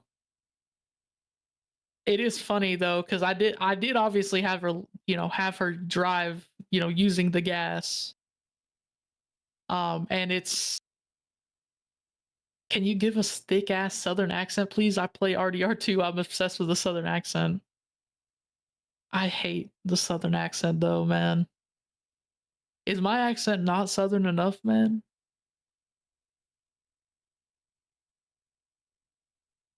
Yeah, that's what I think. That's the best way to teach people how to drive, especially someone who has literally never been behind a wheel before. Because, like, for her, she's literally never been in a driver's seat ever. For someone where I live, like, you can throw them behind a car. My mom just threw me onto a highway and just said, "Hey, go, just do it," and I did. But can we get SGA off the MVP talk? Why the fuck would I take SGA off the MVP talk? He's absolutely top 5 in MVP race.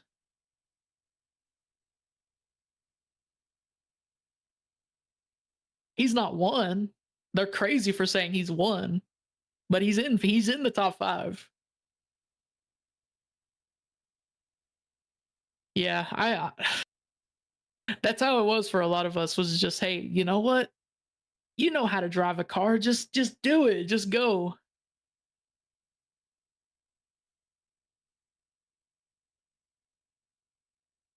But yeah, like I typically, like I did with my little brother and with her, for most of the time we were driving, I literally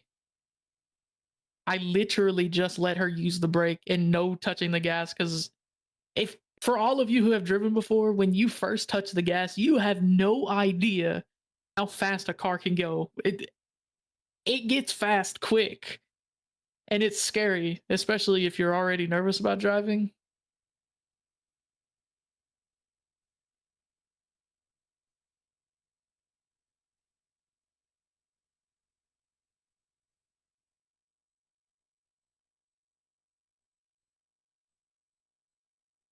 But yeah, I don't know how long she's gonna take, but it went well. She did really good. Give me a second. Hold. Sounds like you could start a driving school. Well, that's a lot of commitment. What happened? What did I miss? Yeah, that was the same for me. Mad. What did I miss? What are you guys talking about? You didn't miss anything. You should. I did. You guys are talking without me. We're just talking. What am I supposed to sit here in silence and make them wait? Cold hair. Welcome back. Thank you. I'm back. Sorry for the wait. We were making fun of you. You want to continue your experience? I'm not making fun of you. I promise I didn't say anything mean about you. Okay, thank you. Legalis was saying that, not you. Yeah. So I got to. I'm so sorry for the wait. By the way, I was talking to Mafu what we was gonna have for what we're gonna have for dinner tonight. He's like, I have no clue. I don't know. You guys need to give that man some ideas, bro, because he has no clue what he's gonna cook for tonight. I might have to leave to get some groceries, which I don't really want to, but hey, it is what it is. I didn't get some water. I already have gamer shoppies. Come on. So yeah. Matrix was like, okay, take your foot off of the gas. Don't do anything. Just take it off of the gas. Off And of it the started, brake, but or off yes. of the brake, yeah. And it kept rolling down this like hill because it was like a little like hilly area. It wasn't like fully flat because it was like with grass and stuff. And I was in shock. It started moving by itself. I was like, holy fuck, bro. And I didn't know that because of like how heavy and massive it is, because we didn't drive a tiny little car, bro. We drove in a truck. We drove in a massive motherfucker. It was It's an big SUV, boy. but yeah, it's a car, but yeah, it was definitely a big not boy. a small car. And I was like, damn. It drives even without the brake. He's like, yeah, okay. So put your foot back on the brake. I'll get into the other side, and then I can teach you how we're gonna do this. So Matrix comes over to the other side. He's sitting in like the passenger seat next to me, and he's basically like, okay, we're gonna take it slow. We're gonna take it slow. You're gonna try to go left here. Keep turning your wheel left and take your foot off of the brake, and then let the car roll down a little bit. And we turn around the like little corner, and the car like is like slowly moving because of the brake, right?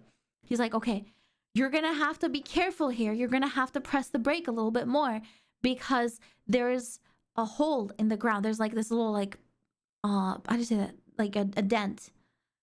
So I had to make sure that I didn't do anything with like the car or like put it too fast so that we could go through the little hole and we could continue on in the road. And then when we got to the bottom,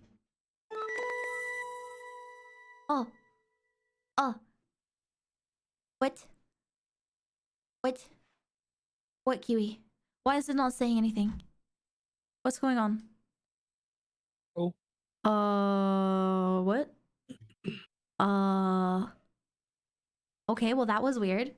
No, alerts aren't off. I don't know why the fuck it didn't do anything. I wouldn't have turned off alerts for just chatting stream. That makes no sense. I want some ramen, bro. Ramen? Bro, fuck you, man. I want some ramen. I'll save a single noodle for you and Matrix to share. You a bitch, Kiwi. How dare. How dare. I already have a noodle, bro. I don't need another one. Yeah, it's in your pants, motherfucker. Damn right. But yeah, so he's like, okay, Mifu, you're gonna have to let go of the brake completely now because we're gonna get to the corner and you're going to have to turn again because it was like a circular area. But this part is like, it's going uphill. So if you keep braking, it's not going to go uphill anymore. Like the car is going to be too heavy to go over the hill. So you're just gonna have to like let go of it and steer it to the left as far as you can because this is a sharp turn. Like keep going, keep going. I was like, oh my goodness. It's a circle, guys. It's a circle, so she had to actually turn the wheel rather than just going straight. It wasn't really a circle. It was like you know what a guitar pick looks like? It was kind of like that. It had like a little triangle, like the where the bottom part was like the entrance to the like little parking lot place that we were in. It wasn't really a parking lot, but whatever, like just a little park area. So the bottom part was the area where like it was going upwards. And that's where I had to like put gas so that we could get to the top again. Like an oval? Kinda, yeah, kinda. But there was like a big tree in the middle of that area. That's why I said like a guitar pick, because like there was like it was like kind of a triangle-esque. But yeah, I had to let go of the brake and then we were going upwards again. He was like, okay, let's do this a few times so that you can get used to like the braking and the turning and whatever, whatnot, right? So I did like 5, 6, 7 turns where we were like driving around. He's like, okay, you've gotten used to it. You're doing good, right? Now, let's stop for a little bit. I'm gonna stop you completely. Let's just put it in like park mode and just sit here for a little bit. Okay. And now let's put it back onto drive mode. And I want you to press lightly, very softly on the gas, very softly. I taught her how to park as well before we did this, but yeah, oh yeah, that's. Yeah. I forgot. I thought that was afterwards. My bad. Yeah, I taught her how to park and how to pull out of a parking space, put into the parking space, reverse, all this stuff. The driving part was absolutely the last thing we did. But yeah. So Yeah. continue. It was a very good teacher. Matrix Sensei. Take care, One Element. Thank you for hanging out with us so far. And yeah, he was like, okay, slowly press on the gas a tiny bit. I pressed on that motherfucker with literally a slither of my pinky toe, and it would like it literally crashed forward. And I was like, what the fuck? He started laughing his ass off. It was so funny. Dude, she threw it in the park so immediately, bro. She was freaking the fuck out. I was because so we went scared, like dude. we went maybe half a foot forward, but because we just jolted. It was so funny. And she's like on the borderline of fucking crying. She's like, oh my god, holy shit. It was scary, bro. It was so scary. Like, what the fuck? Why? Oh my god. Why was it going so fast? Like, it wasn't a slow, gradual, like, gas increase. I barely tapped that motherfucker and it was like, you know? But yeah, it makes sense though, because it's quite a strong SUV. It's a big motherfucking truck, so it needs a lot of horsepower to be able to push it forward, you know? And dude, I was in shock. I didn't understand that it was like so strong. It's like, yeah, dude, this happens to everybody. This happened to me. This it happened happens to my mom. Literally This everybody. Everyone does it when they first touch the gas on a car. It scares the fuck out of them. It was scary. We had to take like a solid 5-minute break because she didn't want to touch the gas. So we sat there, let her calm down, and then we went again. And he's like, okay, I want you to start using the gas too now. You can still use the brake. You can have your feet on both of them, but I want you to start using the gas and only brake when you think it's necessary in like corners and other areas, right? I was terrified. I was losing my fucking shit. I was so scared to press on the gas. I kept like I was so confused as to which to press on which moments. He's like, no, you're doing good, don't worry about it, but like you can use the gas a bit more, like it's not that big of a deal, you know, you just need to get used to it eventually. Like I was losing my mind. It's honestly kind of a blank at that point. The first circle, the first time around, she thought we were flying. Like she's like, holy fuck, we're going so fast. We were going 5 miles per hour. I almost did. It felt so fast in comparison to like only the brake, man. No, it was great. She did really good. The first couple, because we like skipped over it because no point. But when I was doing it, we would essentially go like 5 or 6 times around the circle, then 5 or 6 times in the other direction, so she knew how to turn right and left. Yeah. And then when we started using the gas or the accelerator, I keep saying gas, that's what we call it here, the accelerator. We did that like 10 times or so until she got used to like, because she was doing the thing where she would tap the gas and then brake, tap the gas a little bit, then brake. It was scary, bro. I didn't want to go too fast. You have to understand that it wasn't like a straight road. It had like leaves and twigs and fucking bumps in it, and they had like a bunch of trees all over the place. I was terrified I was gonna like accidentally hit the fucking gas and like slam into a tree or something, bro. I didn't want to break anything. I was scared. That's true, dude. 5 miles per hour is fucking bullet train when you've never been behind a wheel, dude. It was bad. We were flying. And then she's like, I want to see what it looks like when you get behind the wheel. So I did, and we went around the circle a few times. And she's like, how fast are you going? I'm going 20. It was so funny. So we let her do that a few more times until she got used to like not freaking out every time. We parked a few more times. Someone said earlier, like, was it parallel parking or 3-turn park? It's definitely 3-turn parking. We don't really have parallel parking here much at all, but it's just like a massive country, so you don't really need to do parallel parking. I don't think his mom even likes to do parallel parking. She's like, nah, bro, I don't do that shit. Fuck that. Oh man. But we did that for a little bit longer. We probably practiced for like an hour and a half, maybe. It wasn't very long. But you did really good. I was really impressed with how you did. Really? Because of obvious circumstances, I didn't want to put her on a road in case something crazy happens. So we didn't go on a street or anything, but she definitely knows how to drive a car now. Yeah. It was really cool. It was an awesome experience. I'm not gonna lie. Well, After we have that, to learn parallel parking too. I know how to parallel park. It's just I wasn't gonna teach her because if she hits a tree, that's not good. Yeah, no, that's not good. Take Mifuyu to the freeway. Yeah, sure. You're right. Oh, Yeah, that's no. funny actually. When I taught her how to drive, we're like, oh, we're gonna have a 25-hour drive Oh, yeah. to California. And Mifuyu's like, oh, to make it easier on you guys, like maybe I can drive some of the way.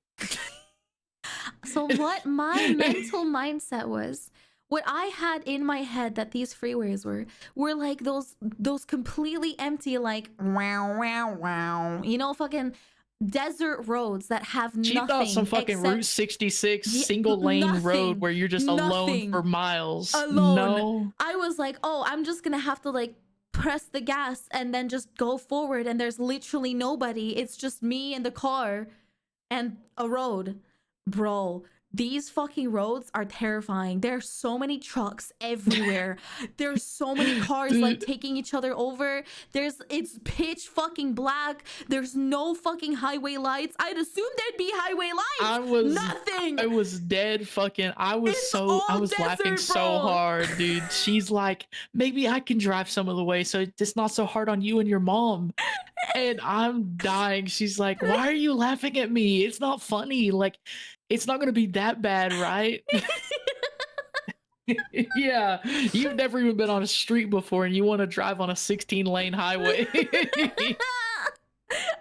it was gonna be like a 2-lane, like middle of nowhere desert region, bro, with just fucking like tumbleweeds to greet me, bro. I didn't think that there was gonna be like so many trucks and cars. I just thought that nobody drives on these roads anyways, but man, I was so shocked when I actually got to experience it. Yeah, she really thought they were like EU. No, I didn't think that they were like EU. That the thing is, right, is that even in EU, right, there are a few roads that have literally no one on them, but that's like in the middle of nowhere, like the German like fucking highway Luftbahn or whatever it's fucking called. I don't remember, something with Bahn. And like I thought that you were just gonna be able to speed 200 kilometers an hour, nobody there, literally just you in the car. Autobahn, yeah, that's the word. I did not think that it was gonna be like this massive fucking highway with people everywhere, so many cars and trucks, and like, dude, so many trucks, bro. It was wild. Dude, it was so funny. It's so funny.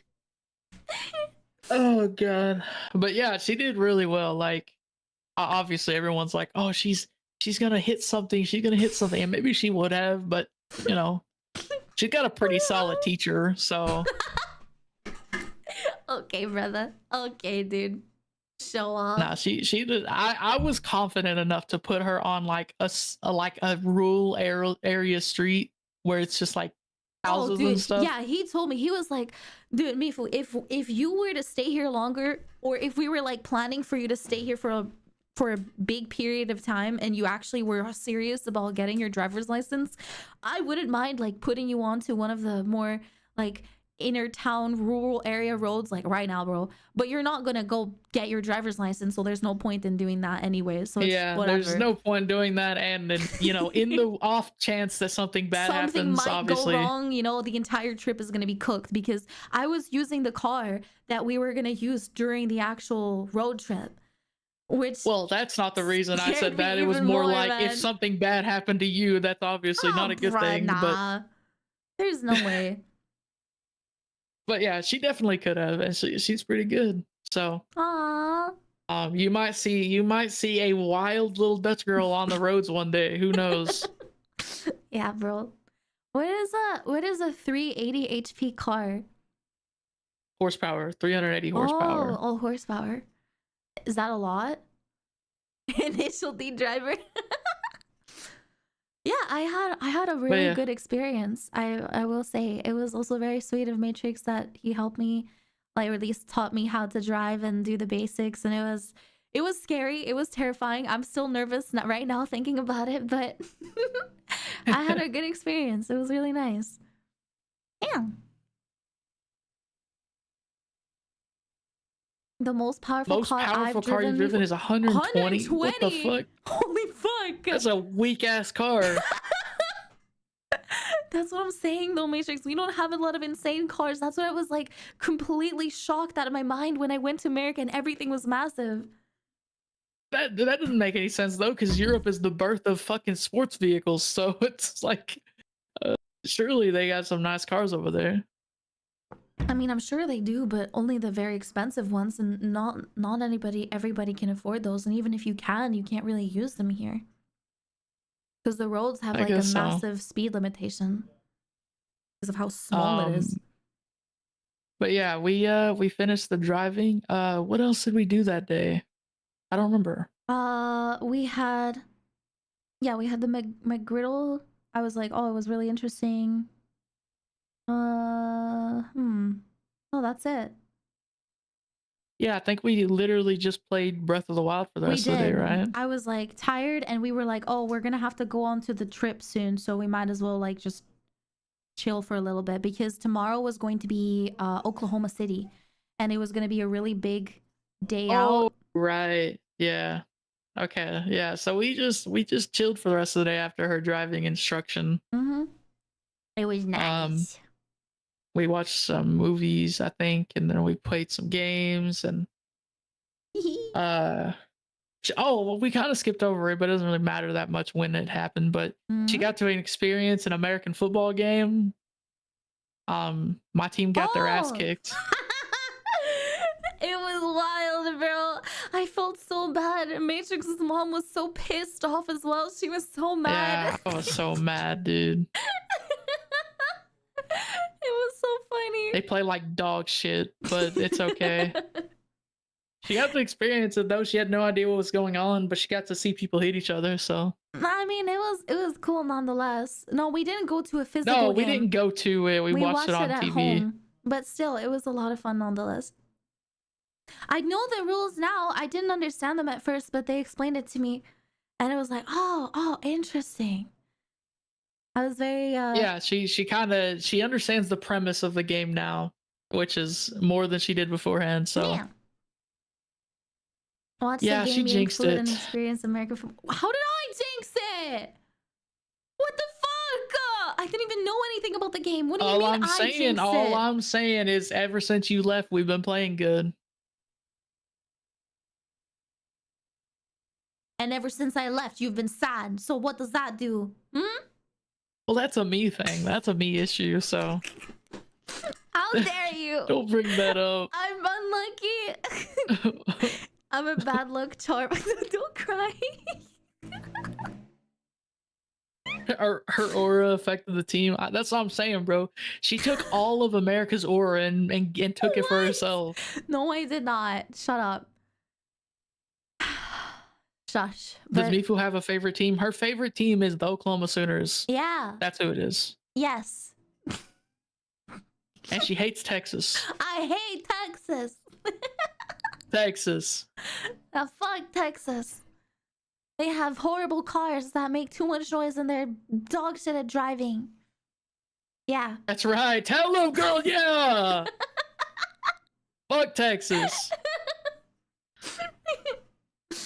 Oh man, dude, it was so funny. On the way back home from like the airport, Matrix's mom was raging at these guys, bro. She was so pissed at all of these fucking Texan people not knowing how to drive whatsoever. It was hilarious. It was so fucking funny. Oh man. But we move on to the next day. There's not much else to talk about. We played video games, so that was fun, but it was nice. You know, I was beating the game, you know what I'm saying? It was simple.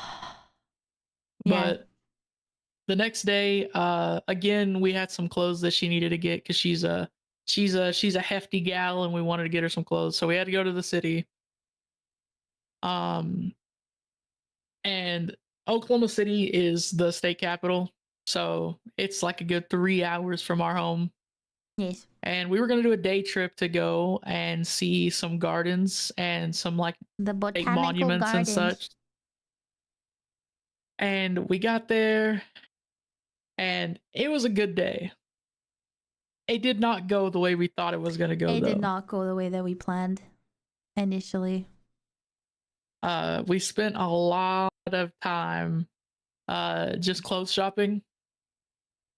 But it was Unfortunately. fun. We got to see a lot. Can I rant a She little feels bit bad about it, but yeah, go for it.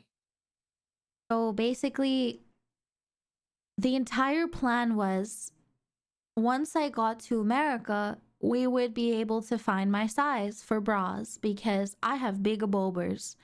And in my country, there is no actual stores that have my cup size. So I never really knew what the actual correct sizing was. So I was like, okay, you know what? We're going to go to America, and when I get there, we're going to have the easiest time ever because they're going to have bigger girlies, they're going to have bigger bulbers. So that means that I should be able to find bigger cup sizes as well. We went there first thing when we got there because Matrix was really worried that we weren't going to be able to find anything for me by the time that it was nighttime. So we were like, okay, you know what, let's just do this first and we can figure that out initially before we go to the botanical gardens, because the botanical gardens closed at 5. So we were kind of cooked because it was like 2:30 when we arrived. But he's like, no, you know what, let's do this first because I don't care about the botanical gardens. This is more important. So like, okay, I was a little pissy, I wanted to see them, and he's like, no, we're doing this. So we got into the first store, and he said, according to Matrix, that they were shocked that I was coming into this store to find plus size items here because the lady was like, why is she here? She should be able to find clothes easily. Yeah. I was shocked when he told me that. I was like, there's no way. For context, the way she's saying it is ambiguous. The point was, when we walked in, we're going into like a big ladies store, and the women there are also big ladies. And when she's going to the dressing room and stuff, the women were like, why is this small chick in here in the big ladies section? Because shocker, as everyone's told you, chat, Mifu is not fat. She Yes, is I very am. fit looking. No, she is she is a very normal person. She's a little chunky. She is not fat. So these women are like, why is this chick here? Like, does she really need to be here? Hopefully she explains what the problem is, but I'll let her talk about all of that with the bra thing. Yeah, so after a while of searching around, every single one of the bras that we tried on, the straps were way too loose on my body. Like, there's 2 types of sizes that you need to keep in accordance with when you're looking for bras. It's the cup size and it's the belt size that goes around your rib cage. Everything was way too loose. For the ones that fit my boobs, it didn't fit my rib cage. And for the ones that fit my rib cage, it didn't fit my boobs. So they weren't able to find something that fit correctly around my chest. Once again, we were looking everywhere and they were like, I'm so sorry, I don't think that we have your size here. They were like, oh, it's somewhere in between like F and triple D and this, that. It was the most weirdest size ever because I was too thin around my waist in comparison to how big my bulbers were, and they couldn't find anything. Yeah. So the issue is not that we didn't have the big women sizes here. It's the fact that she's not a big woman. She just has some big fucking tits. So her fucking waist and her size, her frame is too small. So they couldn't find a bra that worked for her because her tits are too big for her size. No wonder So you she like just One needs. Piece so much. Nah, bro. Yeah, dude, she's like fucking Nami, bro. Shut up. She's literally just Nami. I am not. I am not. He can chill with the fucking glazing, bro. It's not that good. It's not glazed, dude. It You even is had women in glazed. this store that were just like, bro, this chick looks good. God damn. Shut up. She's like, why is she here? And I'm like, I don't know. I'm thinking the same thing. And they're like, oh, here, this is your cup size. And then the fucking straps are way too big. Oh, let's go down. Oh no, your tits are too big. What the fuck?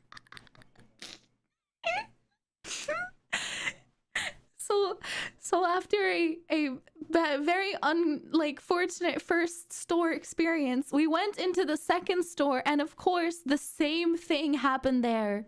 The same situation happened there. They were like, oh yeah, we're a plus size store, we don't have your size, I'm so sorry. They went to search online, and even online they were like, yeah, I'm not too sure if we have this for you right now, it's not in stock. I don't know what to do anymore. So yeah, we did that like 4 or 5 times. Yeah, we even looked searched online. The problem essentially, chat, is that she is too custom needs, bro. She needs custom stuff because she's too skinny. No, I'm but not. Her tits are too fat. I wish they weren't this big. And if you're imagining a perfect human being, you should be, because it just makes no sense. Stop it! Oh my goodness. She's literally a creative character, bro.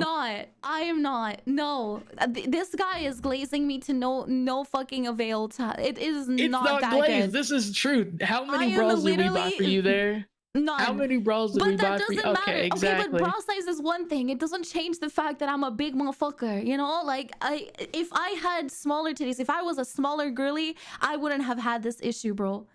W vouch, Red. W vouch. Shut it, Red. You've never seen me before either. Nika sized Mifu?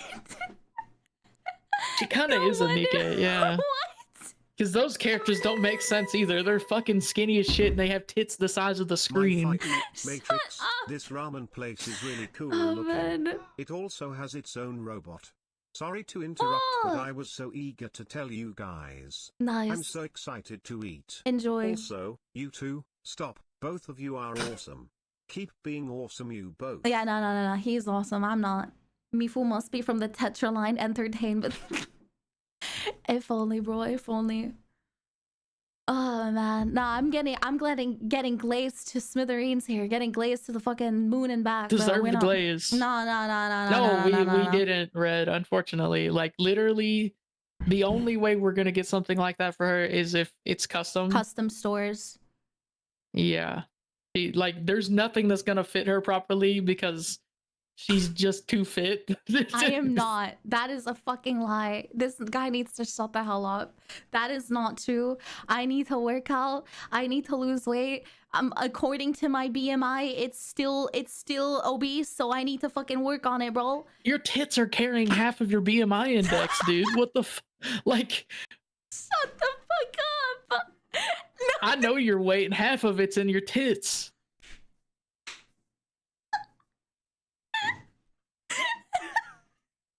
It ain't right. No, bro. The B and Maya's boobs. This is wild. This is wild. The booby mass index. That's crazy. The booby mass index. Holy fuck. What the hell, bro?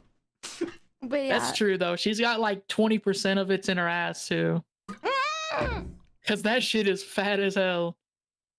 What the hell are you telling them, bro? What the fuck?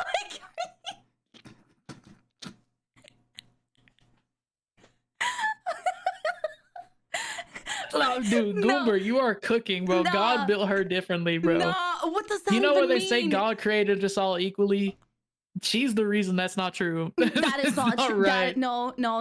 He is so wrong, guys. He needs to shut the fuck up. He needs to stop it with the glazing. Yes, I do have a gap, but it's not that insane.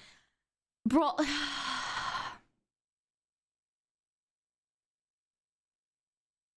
My face is ugly as shit. I know, though. chat. We all got nerfed. Shut the fuck up, dude. That's also not true. She's cute as hell. You need to shut the fuck up. Take away boobs and ass and your fiddlesticks left. No. I've got some massive thighs to take to be part of that too, bro. Me with glasses on. I lost. I can't. What does that even mean? I put on my glasses like 3 times during the trip, man. Fuck. Yeah, unfortunately, chat, all of you that think you're ugly as shit, or you're fat, or you're too small, Prove me wrong. Kiwi. she took it all from you. No. Shush. Krispy Kreme hot librarian. I lost, bro. I mean, in the end, I am still Greek. I can't really do anything about that. So I am built like that, but I'm not happy with it. Maybe It makes sense that you're Greek. That's true.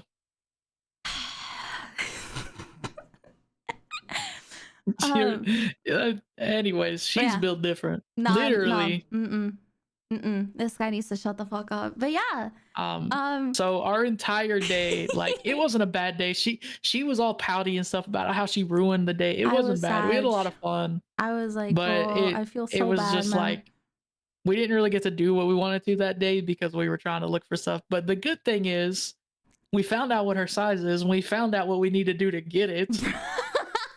And the fact that she's just built different, so she's not gonna be able to walk into a store and get something that fits her. Unfortunately. It's okay though. One day they'll have my size, right? When I lose a little bit of weight, it'll be fine. Yeah. Yeah, one day. But we went home. We Oh no, wait. You didn't say anything about my favorite part, bro. Oh, okay. I'll let you talk about it because obviously it's not my favorite because I didn't do anything. But okay, well, it was my favorite part. So, we were kind of puzzled as to what to do for the rest of the day because it was already pretty late by the time that we finished. It was like 4:30 or something, 4:38. Like it was 20 minutes basically before closing time for the botanical gardens. I was basically pouty as shit. I was so sad. I felt so bad. Like I was apologizing profusely the entire time. I felt like absolute dog shit because everybody was like, or like they were like, oh no, it's okay, Mifu, don't worry about it, like you're fine. I was so sad. I felt horrible because the entire like trip was ruined because we couldn't find my size. I felt like shit. And they were like, know a way to make a woman feel better about herself? Buy her things. So she found this shop. I found and this like little she told me about it. Called Chirps and Tears, which was in the city center of Oklahoma City, and it's called OKC's best little stationery store. It was the cutest, most adorable little store I had ever seen in my life. We don't have anything like this in the Netherlands that I know about.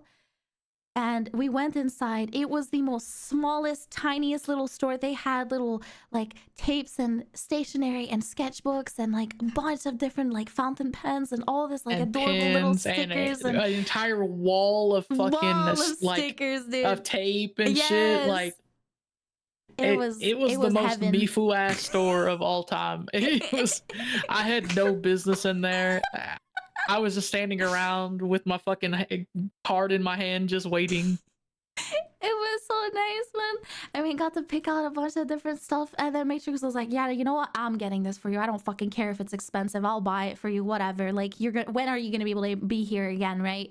When are you going to be able to experience this again? Fuck you, Mifu. Put that shit in the goddamn basket right now. She kept trying to put things back and she's like, oh no, but I've already got this. And I just started taking things out of her hand and carrying it for her. She would be like, oh, that's so cute. And then I would take it. Oh man, look at this one. This one's so cute. Okay, I take it. Have you guys seen those trends where it's like, oh, I buy everything that my girlfriend touches or something, right? And it's like, oh, this one's nice. You know, they pick it up, they put it back down. Matrix was like, no, I'm putting it in the cart, bro. He was not letting me like not buy stuff that I wanted. It was wild. And then at the very end, I found out that they had this like little case area where they had a bunch of fountain pens. I was like, bro, you know what I'm gonna do? I'm just gonna get a fountain pen whenever I go on vacation. I'll get one. And they had so many different fountain pens. I could not pick. I had no idea what to get. And this little like super sweet lady at the back of like the store was like, oh my goodness, you know, let me help you with this. Let me like figure out, let's select stuff. They were like, oh, you seem like such a nice person, you know, like I'm sure that you would love to join us in our little stationary, like, what's it called? Group. We have one that's they have like a stationary club or whatever. Yeah, like a stationary club. And and I had to bring up the most like devastating news that I wasn't from there. There was like, at first there was one person at the register, and while we were talking, like more and more people peeked their fucking heads around the corners. There was 3 ladies in the end. They were all chatting with us, and I was like, oh yeah, I'm not from here. They're like, no, where are you from? So we had an entire conversation. They were so sweet, and I picked out this really, really cute translucent pink pen, and I got this like glittery pink purplish like ink, and it's absolutely beautiful. It's so nice, and I had a wonderful day in the end. They lost a member. I know, bro. If only I could teleport, I would live there. I would fucking embed my body into the walls. If only, man. But I had an absolutely wonderful time, and even in the end, it was like, you know, unfortunate that we weren't able to find a bra for me. I still really enjoyed myself, and then we went to the Daiso afterwards. Yeah, we went to a Japanese grocery store or whatever. Yay! It's like a Japanese dollar store, and they have like American branches as well. And dude, Matrix's mom was so surprised as to how small everything was. She was like, dude, everything here is tiny. I was surprised at how small it was. I could literally look over the aisle and look at what's in the next aisle over because of how small everything was. Matrix got this like tiny little egg pan for like singular eggs, so that he doesn't have to like cook it in like a big pan, and he can just put it on a sandwich easily. We use that almost every day, by the way. You do? Yeah, wait, we've been using it every day for sandwiches. Yeah. Oh, that's so nice. What the fuck? Yeah, and I got this like little washing bag basically where I could put my clothes in, so that we could wash it in the washing machine and it wouldn't be like mixed with the rest of their stuff. And I actually used that one to pack all of my clothes when I went back home. It was so perfect, bro. It was one of those like packing cubes, you know, those like packing cubes that you get for like traveling.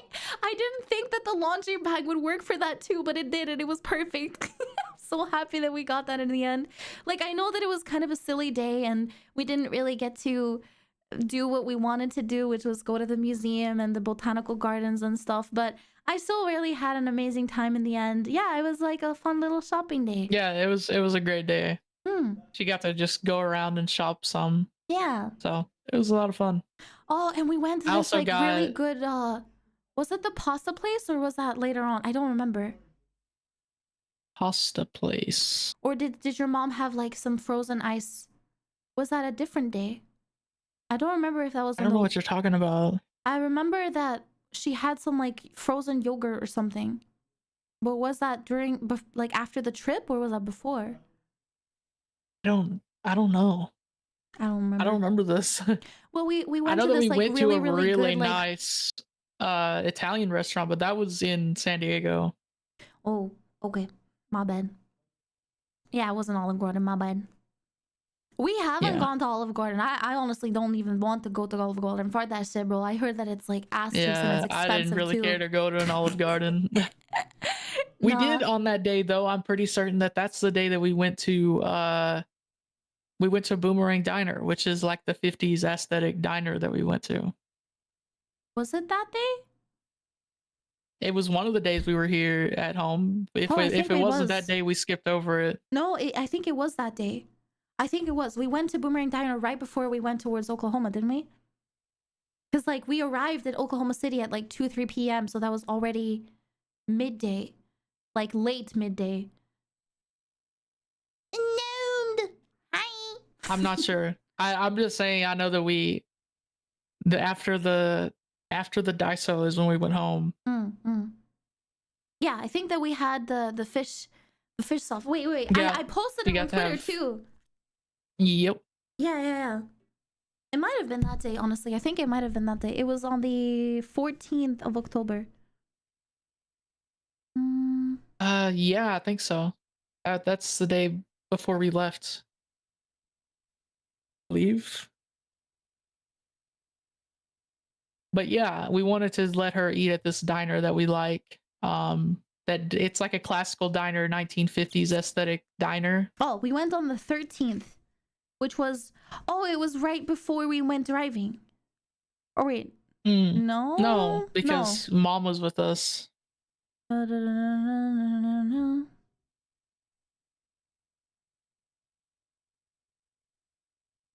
But we got her some catfish, some fried catfish, and some fries. It was so good. It was good. Banger. I miss the food in America so much. I know that my body didn't like it because holy shit, I got such bad acne when I came back home. I was eating like Dutch food again, and it just hit me all at once. But I'm slowly but surely healing up again. But it was so incredibly tasty, man. Oh my goodness, I fucking love the food there. I hate how I can't have it anymore.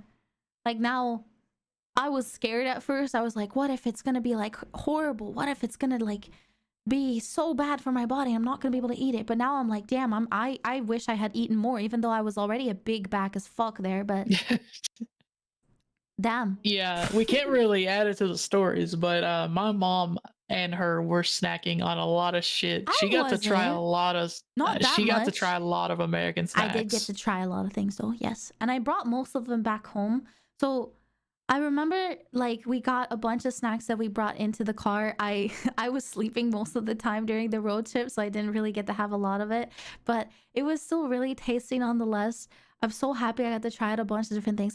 The most favorite one that I got, which was surprisingly not like any American specific snack, it was like these gummies that we got from a random it might have been the boba store. It was like these gummy candies that were like lychee and peach, and they have 2 layers to them where they like pretend to be the actual fruit, so that it has like the peach, it has the shell, and then it has the nut in the middle, and then the lychee has the shell and then the fruit in the middle, and like there's 2 layers to the gummy, so you can bite on them and then you can kind of peel it with your tongue, and then you have the second piece of gummy inside of it, and they taste differently, and it's such an interesting type of like gummy candy thingy. I don't know if I'll ever be able to find them again, but they were so tasty.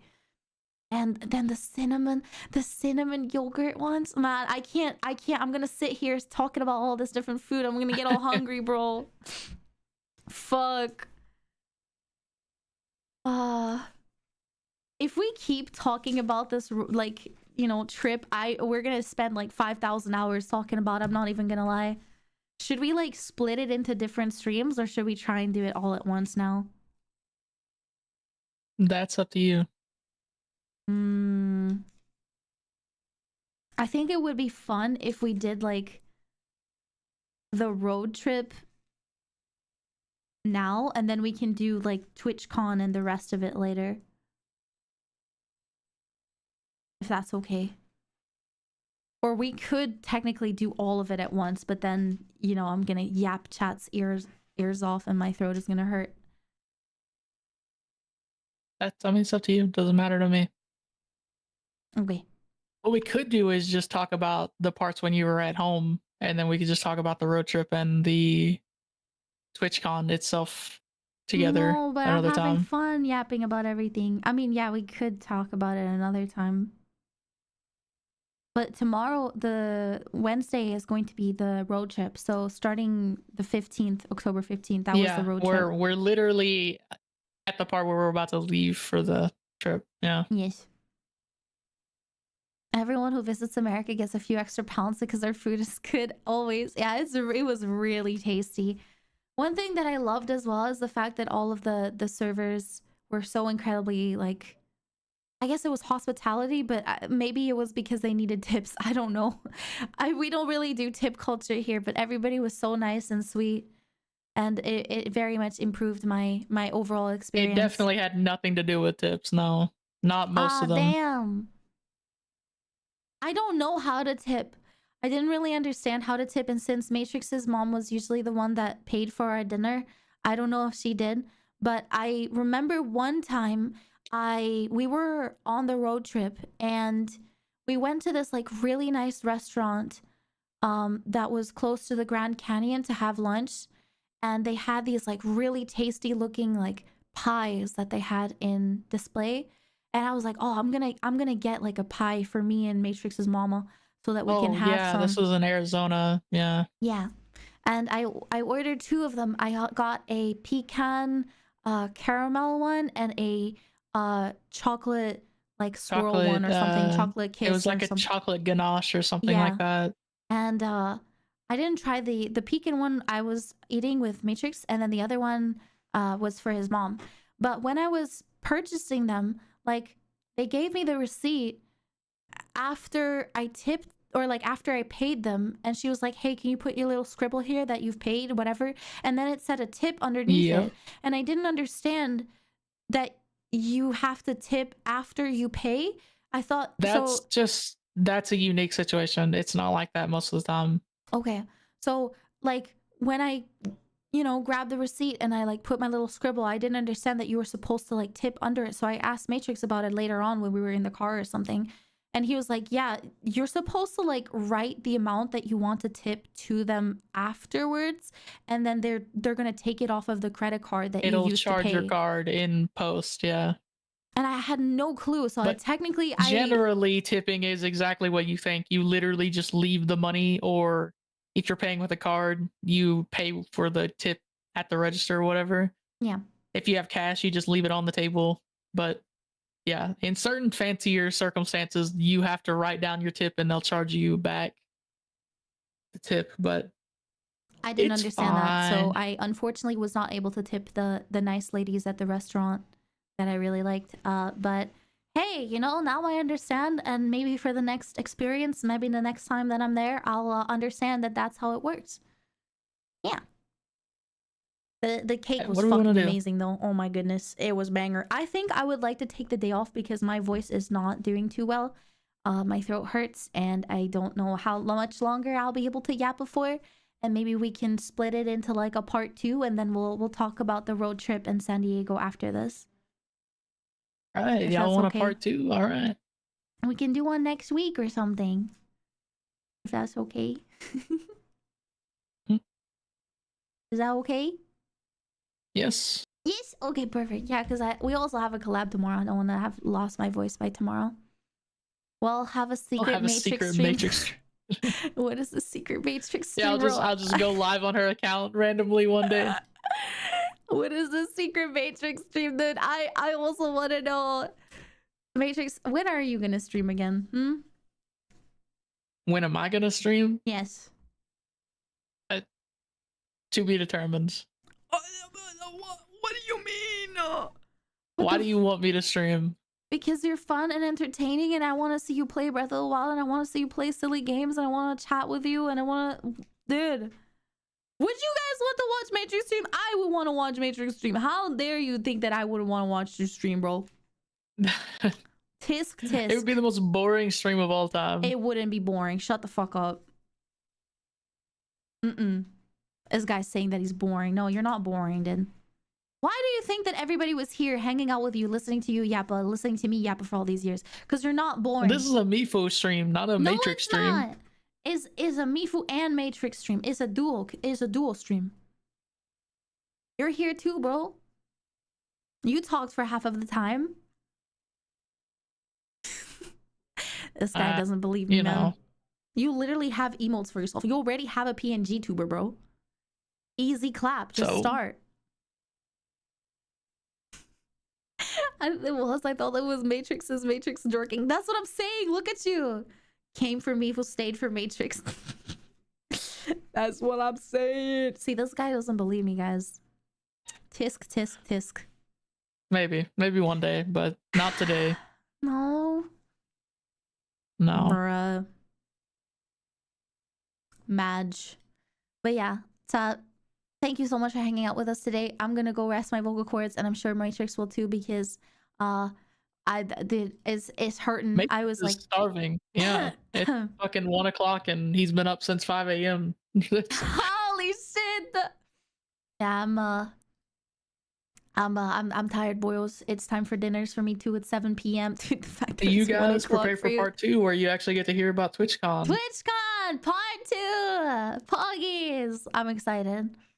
And then maybe a part 3 This for was a the lot of last few fun. days. Yeah, it was a lot of fun. Thank I you can't guys for believe that it joining. was gonna take this long, but honestly, I would much rather go through everything and just have a fun time and enjoy myself instead of like speed running through everything trying to get it everything. You gotta try Chick-fil-A, Goomberts. It's my goat. My go-to is Chick-fil-A. So good.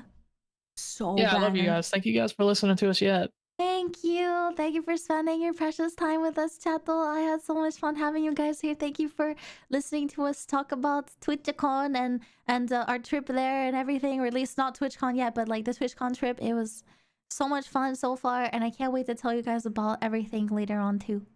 Yes, big lubbers, big lubbers. Let's see who I can rate today. Let's see who is live today. But ending stream. Man, that was awesome. That was sick. That was so comfy. That was so nice. Oh, I really enjoyed myself. Thank you, guys. Thank you.